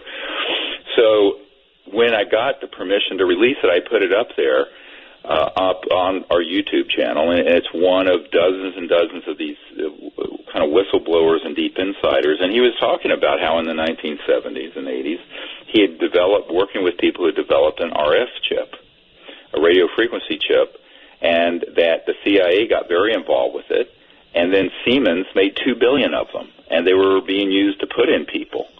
And this sounds like something science fiction and very spooky. But he didn't want to have that attributed to him until after he passed away. So after he did, I got the death certificate from his wife, and it's up on our website. Now, what's interesting is how few people have actually studied this issue of how many things that are going on. What part of it is ET? What part of it is human masquerading as ET? And this is something no one's ever asked. No one's asking this question. It's like the Benowitz affair, which I'm sure you're familiar with. Yes. Yeah, all right, and Richard Doty with Air Force Office of Special Investigation. But the thing that precipitated that was a woman who, near Kirkland Air Force Base in Sandia, driving late at night, saw one of our man-made flying saucers. It looks like an ET craft. It's made by Lockheed Martin and Northrop Grumman, and a consortium of companies, SAIC, and a whole bunch of them. And they sent a squad over to, quote, simulate an abduction, and they abducted her. But it wasn't aliens abducting her. Right. It was humans masquerading as aliens. And then it made its way over to Benowitz, and the rest is history.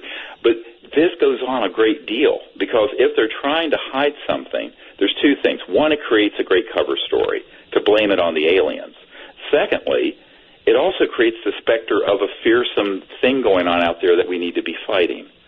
So there's the psychological warfare value of it, the so-called, what Werner von Braun said, look, they're going to try to hoax a threat from outer space after they're done with the Cold War and terrorism. And by the way, we released that information before 9/11, right? So there's that part of it that's sort of more of a strategic psychological effort, and then there's the tactical, and that is, we have an event happen here. It's actually one of our prototypes that's an anti-grav. Let's concoct a cover story that it was alien, when it's not alien at all. So there has to be, it's not as simple as people think. When you can't just take a sort of a strictly phenomenological approach to it. In other words, here's a phenomenon, it's got to be alien. That's way too simplistic. You have to say, okay, here's something that's happened. Is it us? Is it them? Is it neither? Is it something else? And that's the whole question of how you have to approach it. So when you look at some of these stories, I go, well, maybe. But then I know guys who have been on human abduction squads masquerading as aliens on purpose. I mean, I personally have met guys on those special operations teams. And, the Stan Romanek story, when he had this weird robotic thing that looked like an ET that came into his house, and of course he was on the TV circuit with, this alien called Boo that popped up in his window. You know this story? I don't.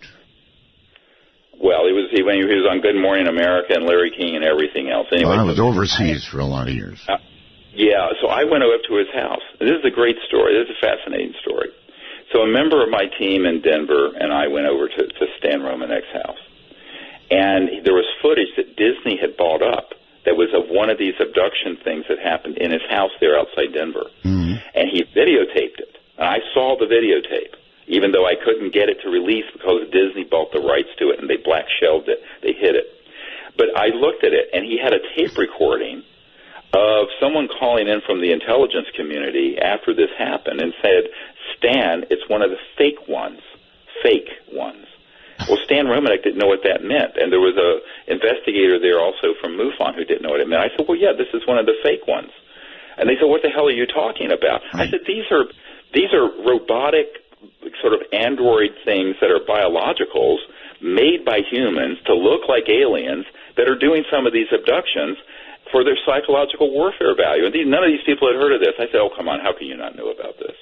So we're looking at the videotape, and I swear this what looks like a gray alien comes robotically across his kitchen, and then he falls over. Well, the intelligence official who contacted him, because his father had been in the Air Force, said, look, they threw a chemical canister that was a knockout gas. You fell over with the camera. And then they proceeded to do this whole classic abduction sequence. Well, I'm sitting there in his kitchen looking at this videotape, and it's so obvious to me that this is nothing E.T., that it's something that's man-made being done for its psychological warfare value. And why this isn't common knowledge in the UFO research community, I don't know. Right. Because the information about there it's been out there for 20, 30 years. Well, while we're on the subject of abductions, Doctor, your take on them, are they real? Are some of them real? I think people have had real contact, and I think so much of what's called the abduction syndrome, not all of them, a lot of them appear to be these sort of simulated events.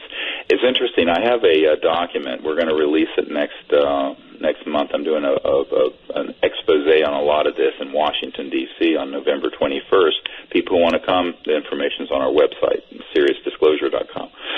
And in this document from the Strategic Studies Institute, it talks about setting up a global UFO abduction cult and using stagecraft to use advanced aircraft, meaning these electromagnetic man-made UFOs, and stagecraft to engage in abductions to make people think that they're aliens for their psychological warfare value. Now, this document is from the 1990s, I think 96, 95. I'd have to pull it out.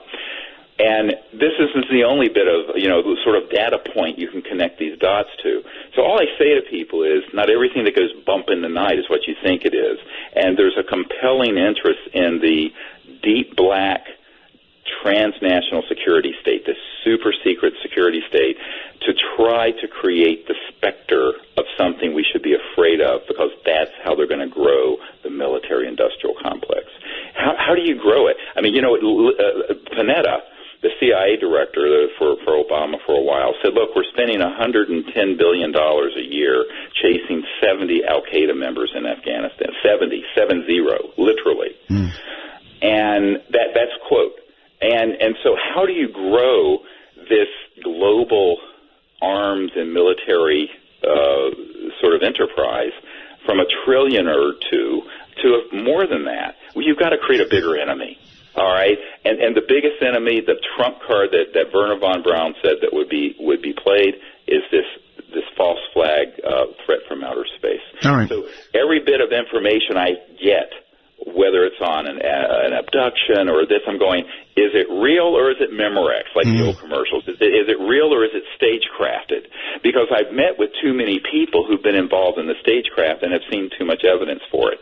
So I'm always going, people say, oh, Dr. Greer says no one's had contact with real aliens and blah, blah. I'm not saying that. I'm just saying that you have to bring into this some kind of discernment and a bigger database of information, because otherwise you're going to get deceived. Well, you think there's been plenty of contact. We're going to get to that in a minute. Ray in East Tennessee asked me by computer, Art, please ask Dr. Greer why he doesn't fear for his family's life. He never finished the story. You did mention yourself, but, Doctor, you do have a family, and would you really hold on through that kind of threat? No, it won't. It wouldn't happen. In other words, I'm trying to be very delicate about this. The people who have our backs, who want to see some of this resolved, are incredibly powerful people who have said, "Look, you never have to worry about that." And well, why? Because there are some folks who really don't want to see us continue on the path we're on, which is going to be a disaster. And there are some very good people. I mean, I know this is hard for people to hear, but believe it or not, there are some really, really good and supportive people in the military and intelligence community who support disclosure, who support peaceful contact, who support, and this brings us to this whole French initiative where the whole Ministry of Defense got behind doing a CE5 peaceful contact. I want to talk about that. In France, which is one of the most important things. In fact, it is probably the most important government document in the history of the UFO subject. And so I think that this is, people want to paint everyone with the same brush. And I think we have to be a little more nuanced than that. There are some really good people. Those people really do support what we're trying to do and have extended protection. Okay, exactly what did you get from the French? Oh, well, I mean, it was a series of things that happened. A man whose family had been involved in the founding of the French Republic and were very, involved with the French government on a diplomatic basis, and reached out to me some years ago. And it was a series of conversations and meetings that happened both in the United States and Washington, and out here at my farm in Virginia, and in France. And the document is from Pierre Morin, M-O-R-I-N, with the Ministry of Defense in France, and it's basically sent to me. And it's dated in January of 2007, basically making the commitment to go on a long-term effort to make peaceful contact with these interstellar civilizations. And the attachment is a document of all the techniques and approaches that would be used in a close encounters of the fifth kind diplomatic meeting. And so this went on back and forth for a number of years until we finally went over to France, I believe it was in 2010, and did a demonstration, Close Encounters of the Fifth Kind, with the admiral and the officials there from the Ministry of Defense. And this went on. They were wanting to learn how they might do this. Now, in the course of this, I know that the ambassador to the United States from France got a call from someone in our government telling them not to pursue it and to stop it. And they said, we're going to do this on French soil and you cannot stop it. So there's a huge story. I did an entire presentation in London last month about this that we hope to have up on the public as soon as we can get a copy of it from the people who hosted the event. But well, that's the French for you. Well, and what's beautiful is that the French actually committed and have made this commitment to go forward making peaceful contact with these civilizations. And this is it's on the official letterhead and signatures and stamp of the Ministry of Defense. So this is such an important document just because of what it's committing to do, including making contact and identifying the source, the biological. All of this is an entire set of protocols that came with this letter from the Ministry of Defense, and it was followed up with this meeting on a 2,200-acre estate in Brittany back in 2010. So these sort of initiatives, I mean, it's a baby step, let's call it, by a major G7 country. Well, maybe the French are scared. I mean, they don't have a great record of standing up to things, and maybe that document will end up in the French Museum of Surrender. Anyway, my guest is Dr. Stephen Greer, and we are talking of many things, very, very important things. We'll inquire about taking some calls. Stay right where you are. Seasons don't feel very good, nor do the wind, the sun, or the rain. We can be like they are. Come on, baby, don't feel.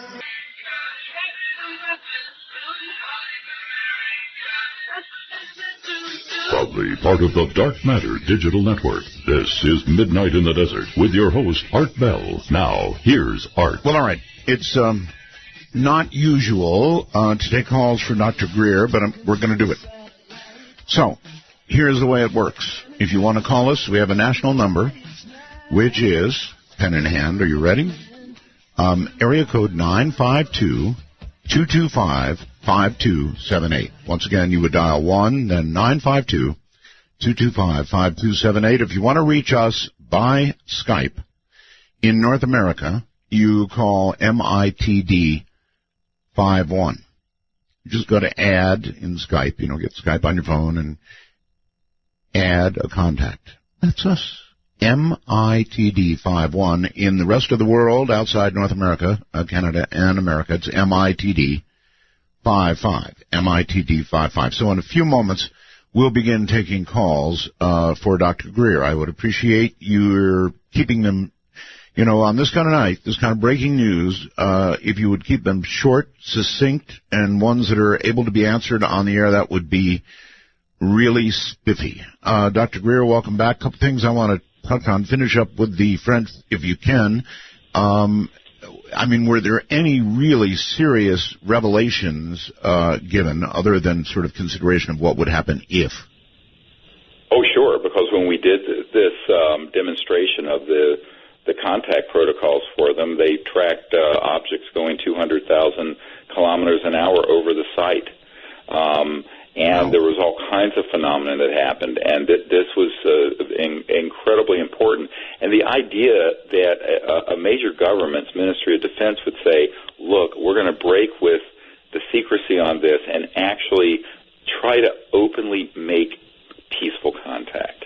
That is an enormous step. I mean, it's hard to overstate how significant that is, and then what happened during that event. By the way, the event was open to the public. They just didn't know that these Ministry of Defense people were there. And so there were about 60 people for this event over several days in Brittany. And, it was a very historic event. I predict that it will eventually go down as one of the turning points for a major Western government to actually put their toes into this subject, and in an open way. This correspondence between me and my team and the Ministry of Defense, none of it was classified, because I'm a total civilian. I will not accept a classified briefing. So that's a very, very big step.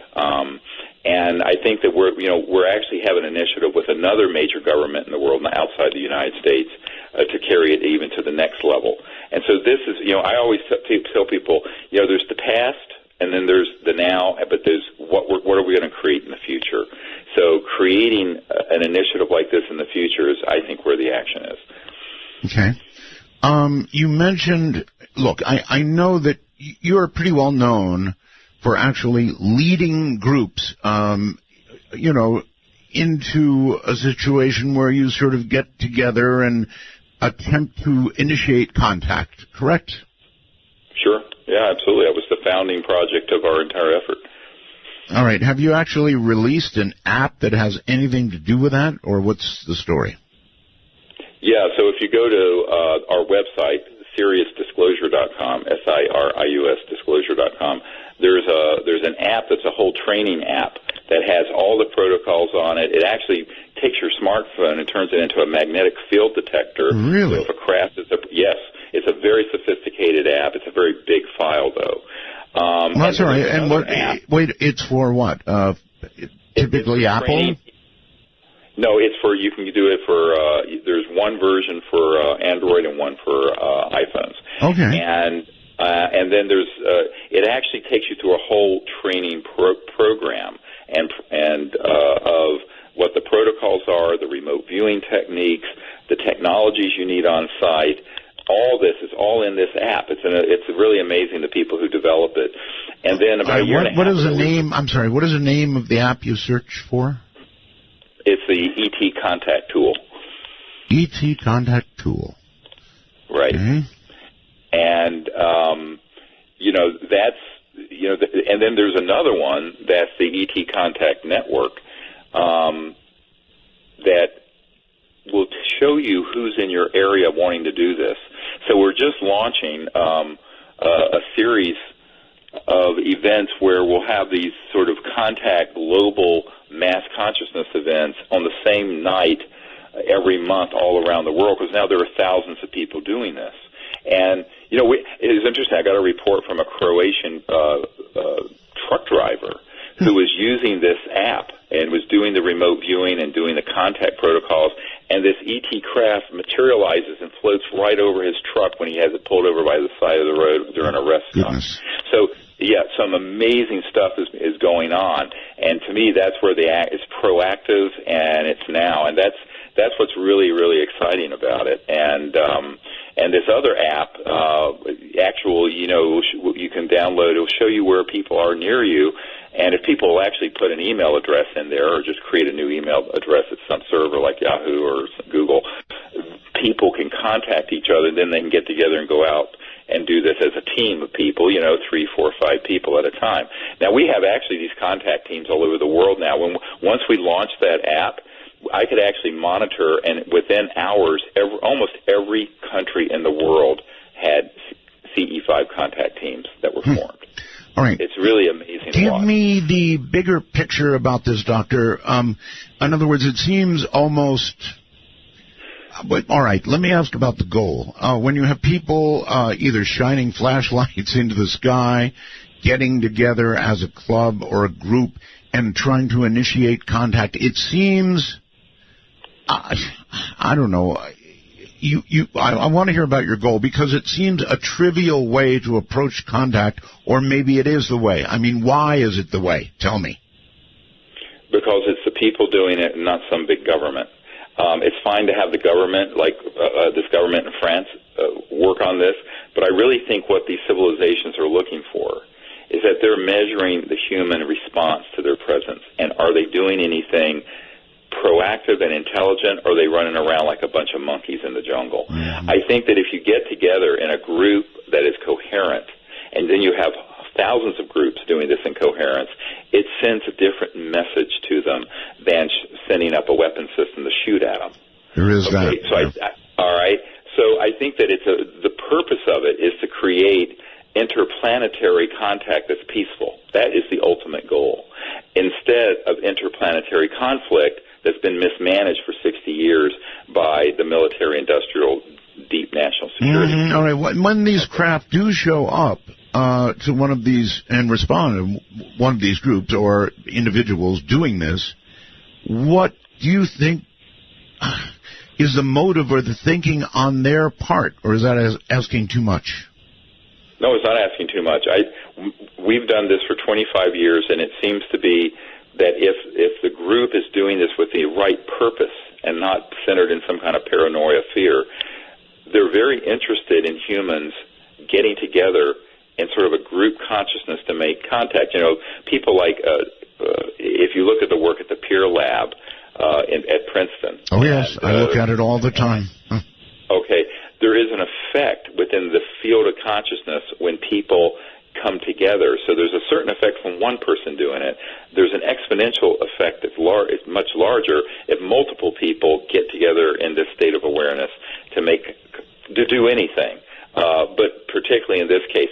And I think what we're getting, the feedback we're getting from the behavior of the ETs when they show up, is that they're very interested in humans going into this process together for creating a peaceful future together in space instead of a violent future.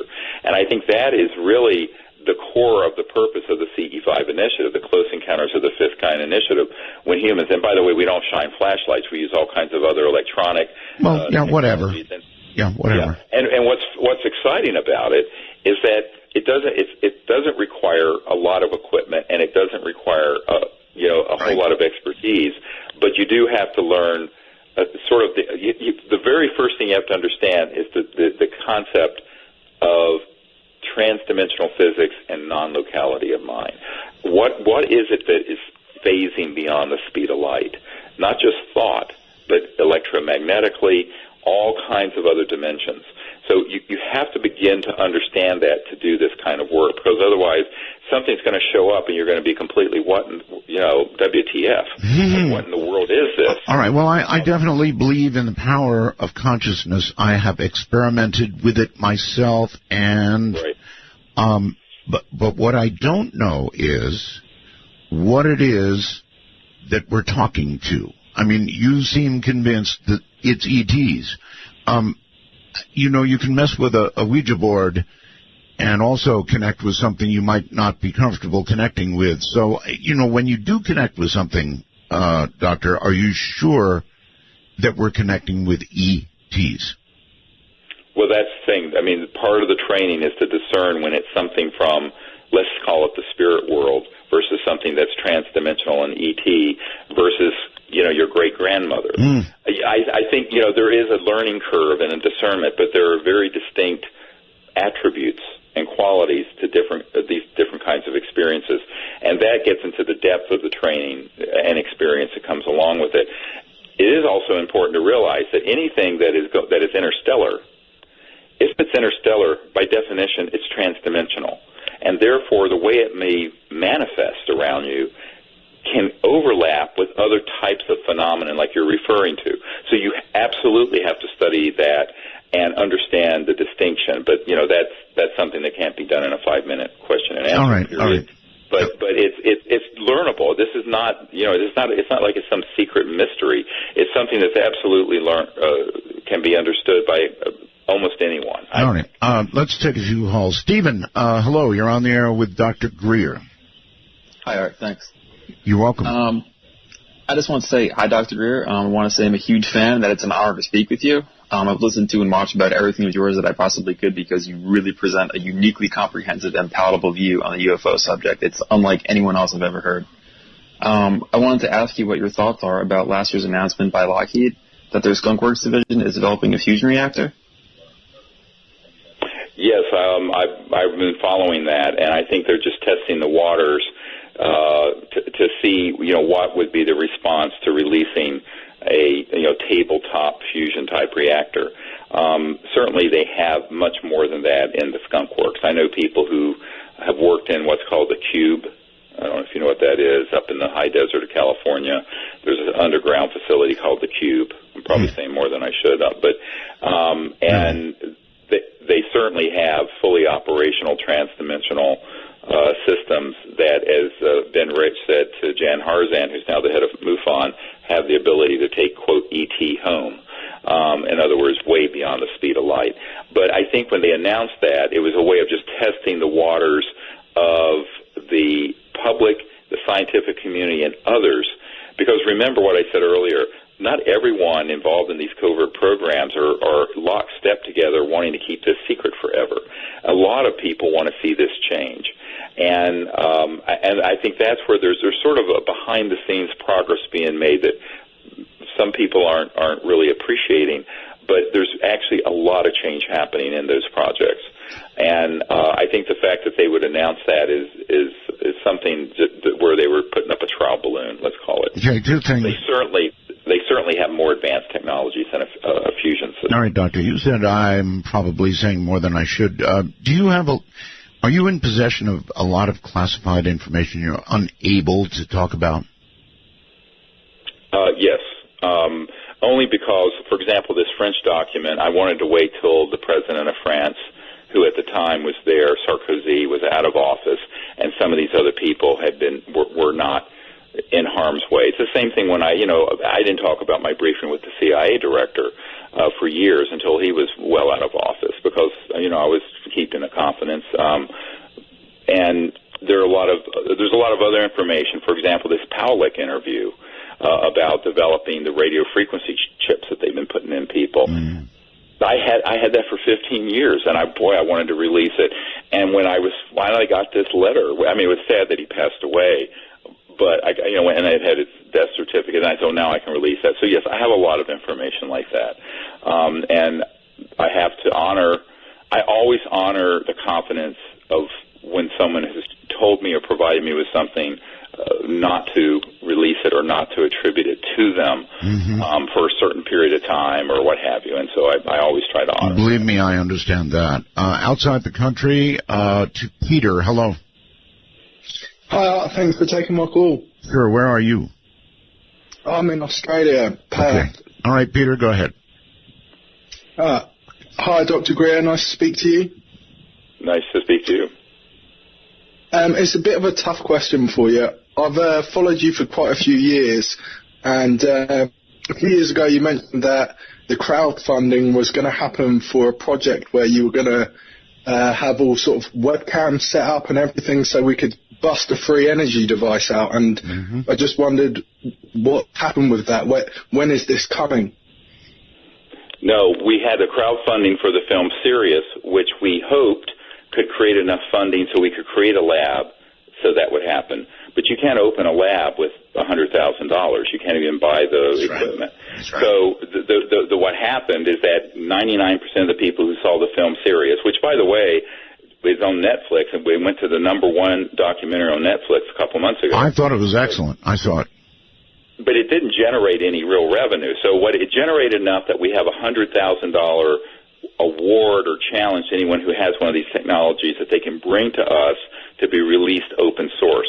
But to create a hire the people to run it and to do it. Now, I think, if we had the resources of, $6 to $10 million to open a facility, hire those people, we'd probably have something in a year and a half or 2 years. I'm pretty confident of that. But, that's something we've never had the funding. We've never had anywhere near, not even 10% of that level of funding.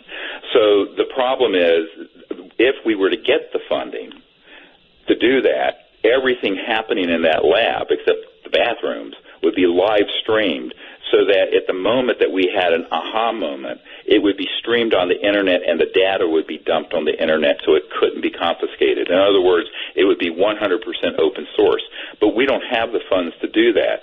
So what we've done instead is to create this award and challenge.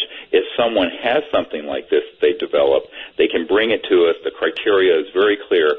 And I would encourage people to read what's on the website, SeriousDisclosure.com, because it's very clear that that's what we're trying to do. In the meanwhile, if there's a benefactor out there that wants to fund a research and development project to that amount, that'd be great. The public so far has not.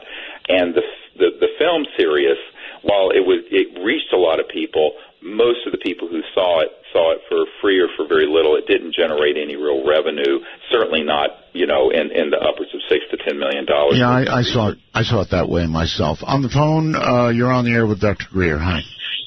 Hi, how you doing, Dr. Greer? How you doing? All right, thank you for all you guys are doing. I got a question for you. Have you heard anything about an armada of motherships that pulled up behind the moon about 3 years ago and have been sitting there dormant for the last 3 years? Doctor?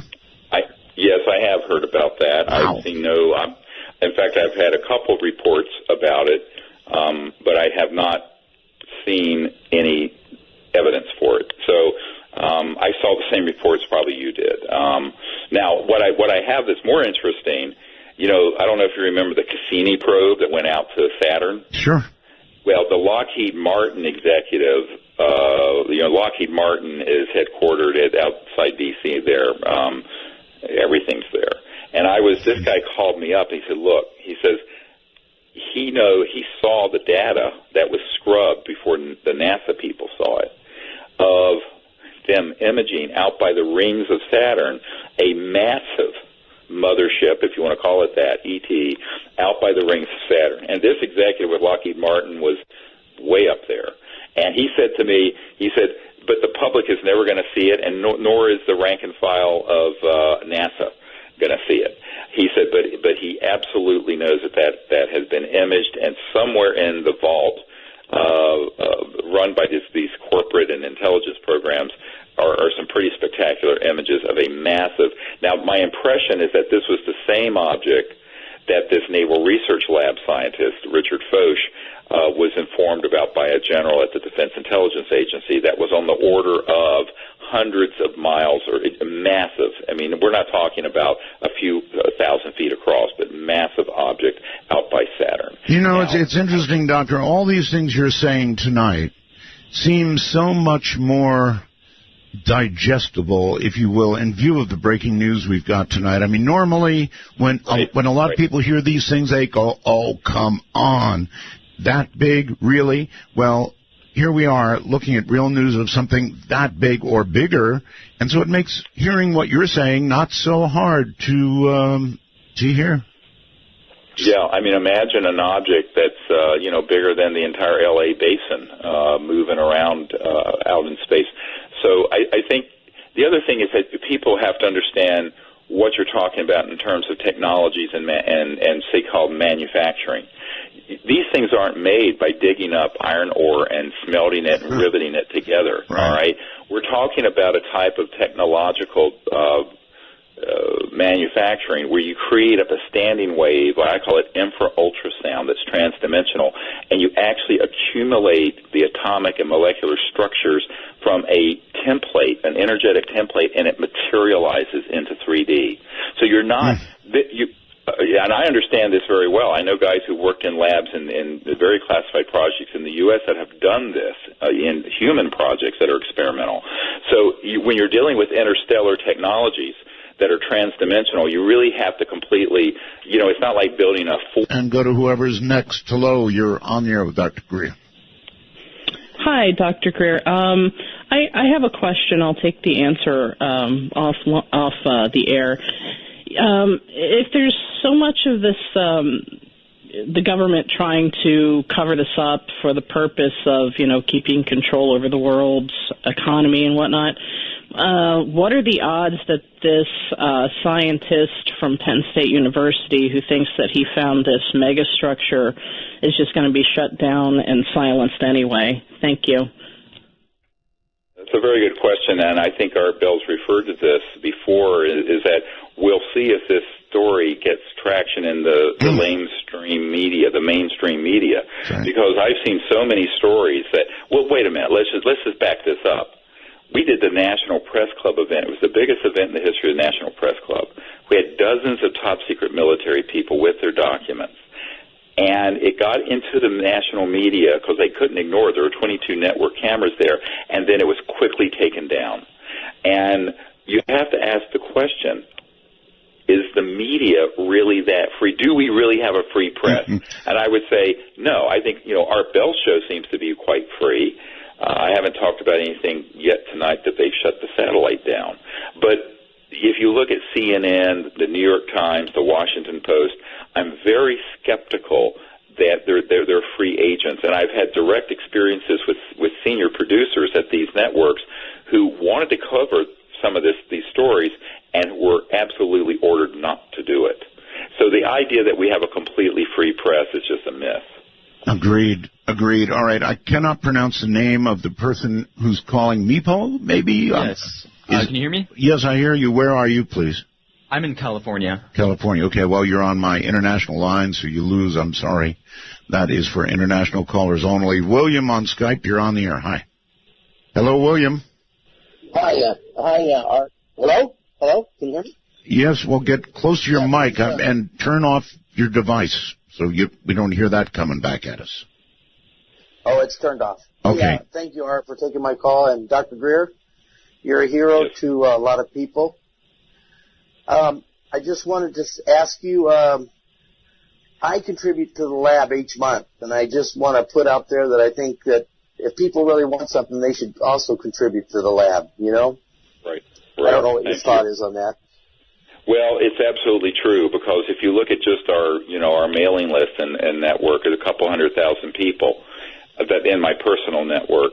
If each of those people did $10 a month in 3 to 4 to 5 months, we'd have enough to open this lab and put some of these geniuses that we've recruited out of the intelligence community to work. And I think, but it gets back to this question of everyone's, and I thank you very much for your support.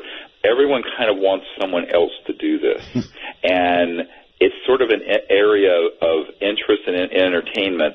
But, I've met with a number of people who are multi-billionaires, and they're very interested in this. But when I say, hey, why don't you just take a flyer instead of putting $5 million on the craps table in Las Vegas, and just take a flyer on this technology, they go, no, it's too risky. They'll let someone else do it.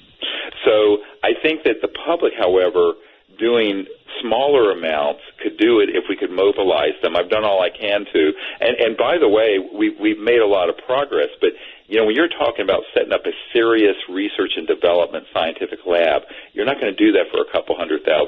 If you look at our budget, the electronic equipment alone is around $500,000 just to get the correct, very high voltage systems at the correct frequency so you can begin to experiment with these transdimensional zero-point technologies. So, now, I will give it to you that there may be people out there who could possibly have one of these systems that they've been sitting on. If they do, they need to contact us, and we have an award for them, and that money is sitting there. It's $100,000. It's not much. Doctor, I'm hearing more and more people talking about development of exactly what you're talking about. People actually working on models that they claim are either about to work or working. Well, we just had this report out of India, Tulare, who actually took over sort of Bruce De Palma's in-machine concept and now has it under contract. The problem is, if you look at that, if you go to our website, you'll see there's a whole news article that was in the Economic Times of India, mainstream article, and it's claiming that this thing is almost 300% efficient, meaning 3 or 4 times more energy out than is going in because it's pulling energy from the vacuum of space. time. Well, the problem is they're pursuing a patenting route and an intellectual property route, which has always caused seizures to happen, the technology to be seized.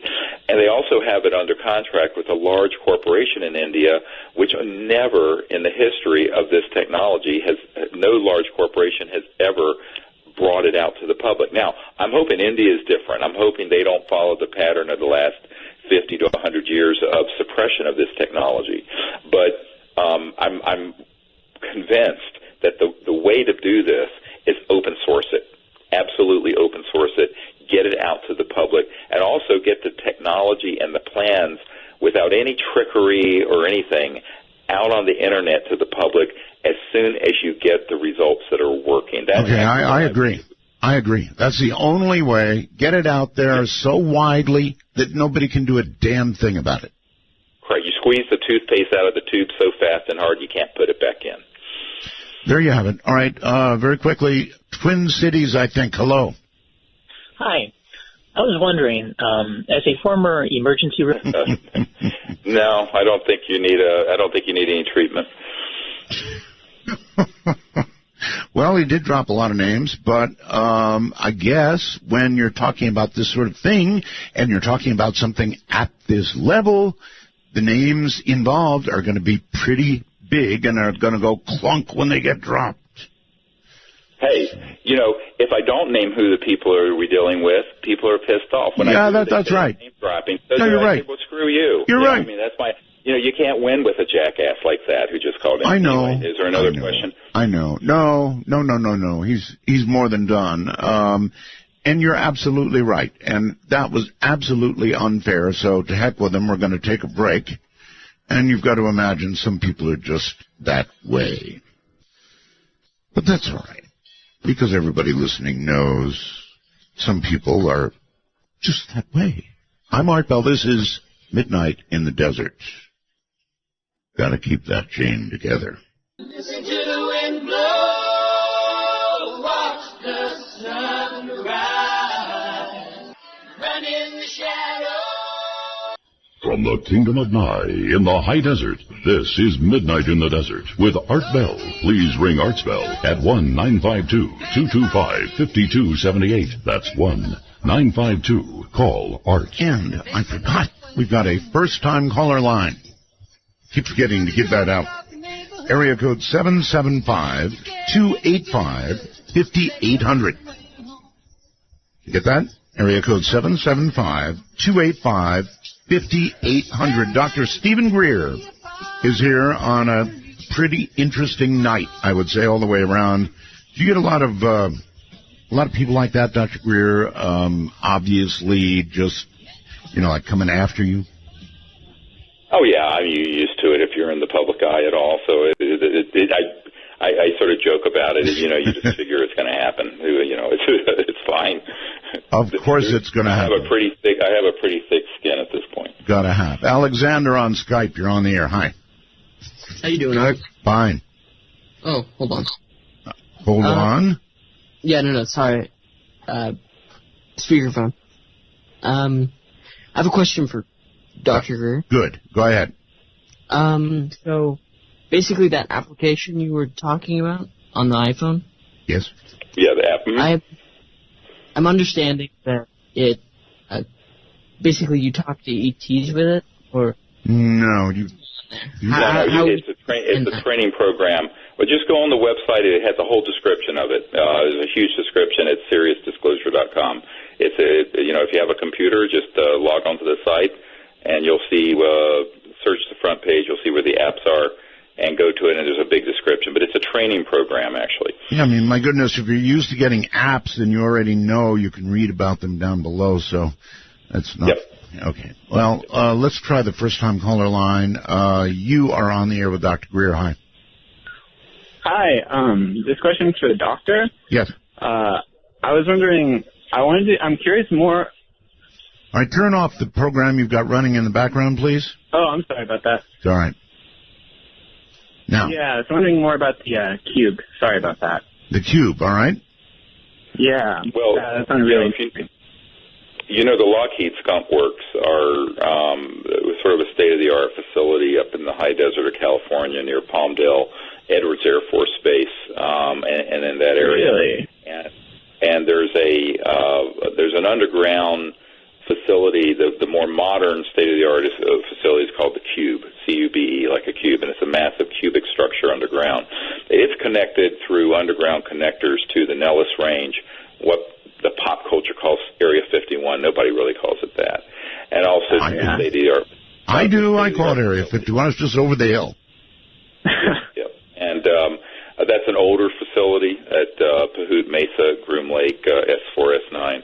And then you have the facility outside Provo, Utah, the Dugway Proving Grounds, and that is also a really state-of-the-art facility, a much more important one than what's at Nellis. And there are underground connectors that connect these facilities. I always tell people nothing really critical is above the surface of the Earth. And the Cube itself, Doctor? So the Cube is a research facility. A lot of top scientists work in there for the Lockheed Skunk Works projects. Many of the projects are connected to advanced transdimensional technologies, ET technologies, researching and developing new systems, and it's very highly classified. I personally know an engineer who, at least as of a couple years ago, is working in that facility. And that's, of course, everyone knows the U-2 spy plane came out of the Skunk Works, but what they don't realize is that there's been a parallel project with Lockheed Martin and the Lockheed Skunk Works dealing more specifically with electromagnetic-gravitic, so-called anti-gravity technologies, transdimensional technology, all of those sort of programs. And so the more modern facility is called the Cube. All right. That do it for you, caller? Yeah, that was very interesting. My grandfather actually claimed that he once spoke to a he worked out in New Mexico. He studied the effects of space radiation on, I believe, chimpanzees. They launched them, they took them high into the atmosphere with planes. So this is just an old story, but he picked up a scientist out of that, and he claimed that he did an autopsy on an alien. Okay. All right. Well, thank you very much for the call. Many people make that claim. Well, the New Mexico, that's another whole concept is, a lot of people don't realize the Los Alamos facility is connected underground to the, the big underground facility that's at the Four Corners area. And when, back in the 80s, early 90s, everyone heard the Taos hum. They heard this humming sound. That's right. That was Bechtel Corporation using these nuclear-powered tunneling devices to build the connector between the underground facility at Los Alamos to the Dulce Four Corners facility. We were affected by that here, Doctor. Yep. It was hitting bedrock, and it was just vibrating all through that whole area. Of course, a lot of people thought it was some mystery Earth noise, and of course, the people I know in the contracting world were laughing up their sleeve, going, "Yeah, that's our nuclear-powered tunnel," and it makes this massive, huge tunnel, and it moves at a fairly decent speed and turns the bedrock into glass, so like a glassified, liquefied rock. And that's how these connectors are built between these underground facilities. All right, I punched the button on West Virginia a little while ago. He's been nice and quiet. Hello. Hello there. Hello? Yes, you're on the air. Hi. I'd like to say that I really appreciate everything Dr. Greer's done. I think his commitment and his perseverance, and also his courage to go out and do everything he's done. But my biggest fear, if I was in his shoes, would be, what if he is part of the disinformation? Really, interesting, actually, question. All right, caller, let's take it from there. Doctor, sure. I mean, others have accused you of that in the past, and you never know, right? I mean, people listen to this kind of thing, and they go, what if this is disinformation? Well, of course, I mean, you can't prove a negative, can you? So no. All I can say is it's axiomatic. All I can say is that I try to get the best information I have from the best sources and provide that perspective to whoever I'm talking to. Not the best disinformation. And it certainly now there certainly have been some attempts at disinformation moving into my orbit, And usually we're able to uncover that, but we're pretty astute about this. And luckily, the folks that have helped me with this have been some people who have been in these unacknowledged special access projects for many years and are pretty good at sniffing out a fraud or a disinformation packet versus something legitimate. But look, no one bats 1,000, and I have no doubt that, but to the best of our ability, we try to only provide information that has very solid attribution and sources. Fair enough. And, that's we do the best we can with a very limited resources, and really all volunteer staff. Everyone who works with me, from IT people on down for our sites, it's all volunteer. Right, gotcha. James, you're on the air with Dr. Greer. Hi. Roswell, Art, and Thank you. Dr. Greer. Hey, Dr. Greer, I do respect your work. I just have to take issue with a small thing that you said earlier. I worked for SAIC after I left federal service. Right. To ascribe a lot of competency to them when they couldn't even get Trailblazer under their grasp after spending $500 to $800 million on it is sort of nonsensical, because what you're talking about with them and other agencies kidnapping this lady and making her assume that she's been abducted sort of strains credulity. And I'll tell you why I believe this is because, first off, they have to use contractors to do that. SAIC doesn't have that talent, and that's why during the outbreak of the global war on terror... No. Caller, hold on. You're mixing up a million different things because you weren't listening carefully. I didn't say SAIC was involved in that particular event. I'm saying that SAIC has had projects connected to the technology end of the UFO subject, and this I know to be a fact. I mean, Senator Barry Goldwater, who was friends with Admiral Bobby Ray Inman, who had been head of the National Security Agency, personally called Bobby Ray Inman when he was on the board of SAIC because of his involvement with this. So I don't know what your clearance was and what you worked on, but I will also say that when you look at hundreds of millions of dollars that go into projects that don't result in anything, a lot of times those projects are a storefront. If you look at the Disclosure Project witnesses, one of them worked for SAIC.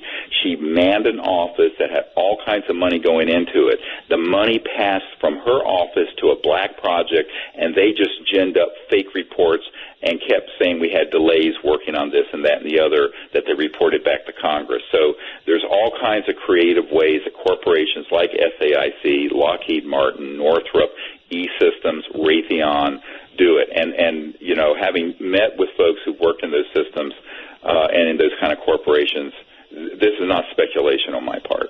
No, I'm not. I didn't say it was speculation, and I understand the storefront thing. What I'm saying is, and I was listening carefully, it sounded to me that you were saying that they would have had to bring in contractors to have that kind of talent. That's what I'm saying. I guess they did. Sure, but that's what they do. There's contractors to contractors to contractors. I mean, that's the whole game in Washington, which is why it's so damn wasteful. I mean, you know, when Rumsfeld said there's $2.3 trillion missing out of the Department of Defense budget, I recently saw a report in the Financial Times that it's now estimated $8.5 trillion. So where is that money going? It's going into this kind of multiple layers of bureaucracy till you really find someone who is doing something. And there's so much waste, graft, and corruption. By the way, and this is one of the things no one ever talks about, you know, they'll cut this program and this program and that program. They're not talking about the hundreds of billions of dollars being wasted and ripped off out of the contracting sector. All right, to the next call. You're on the air. Hey, Doctor. I'm a very avid fan of you. I'm a former UFO abductee, and I watched the William Pawelek interview and several others. I believe you are so on to the right path.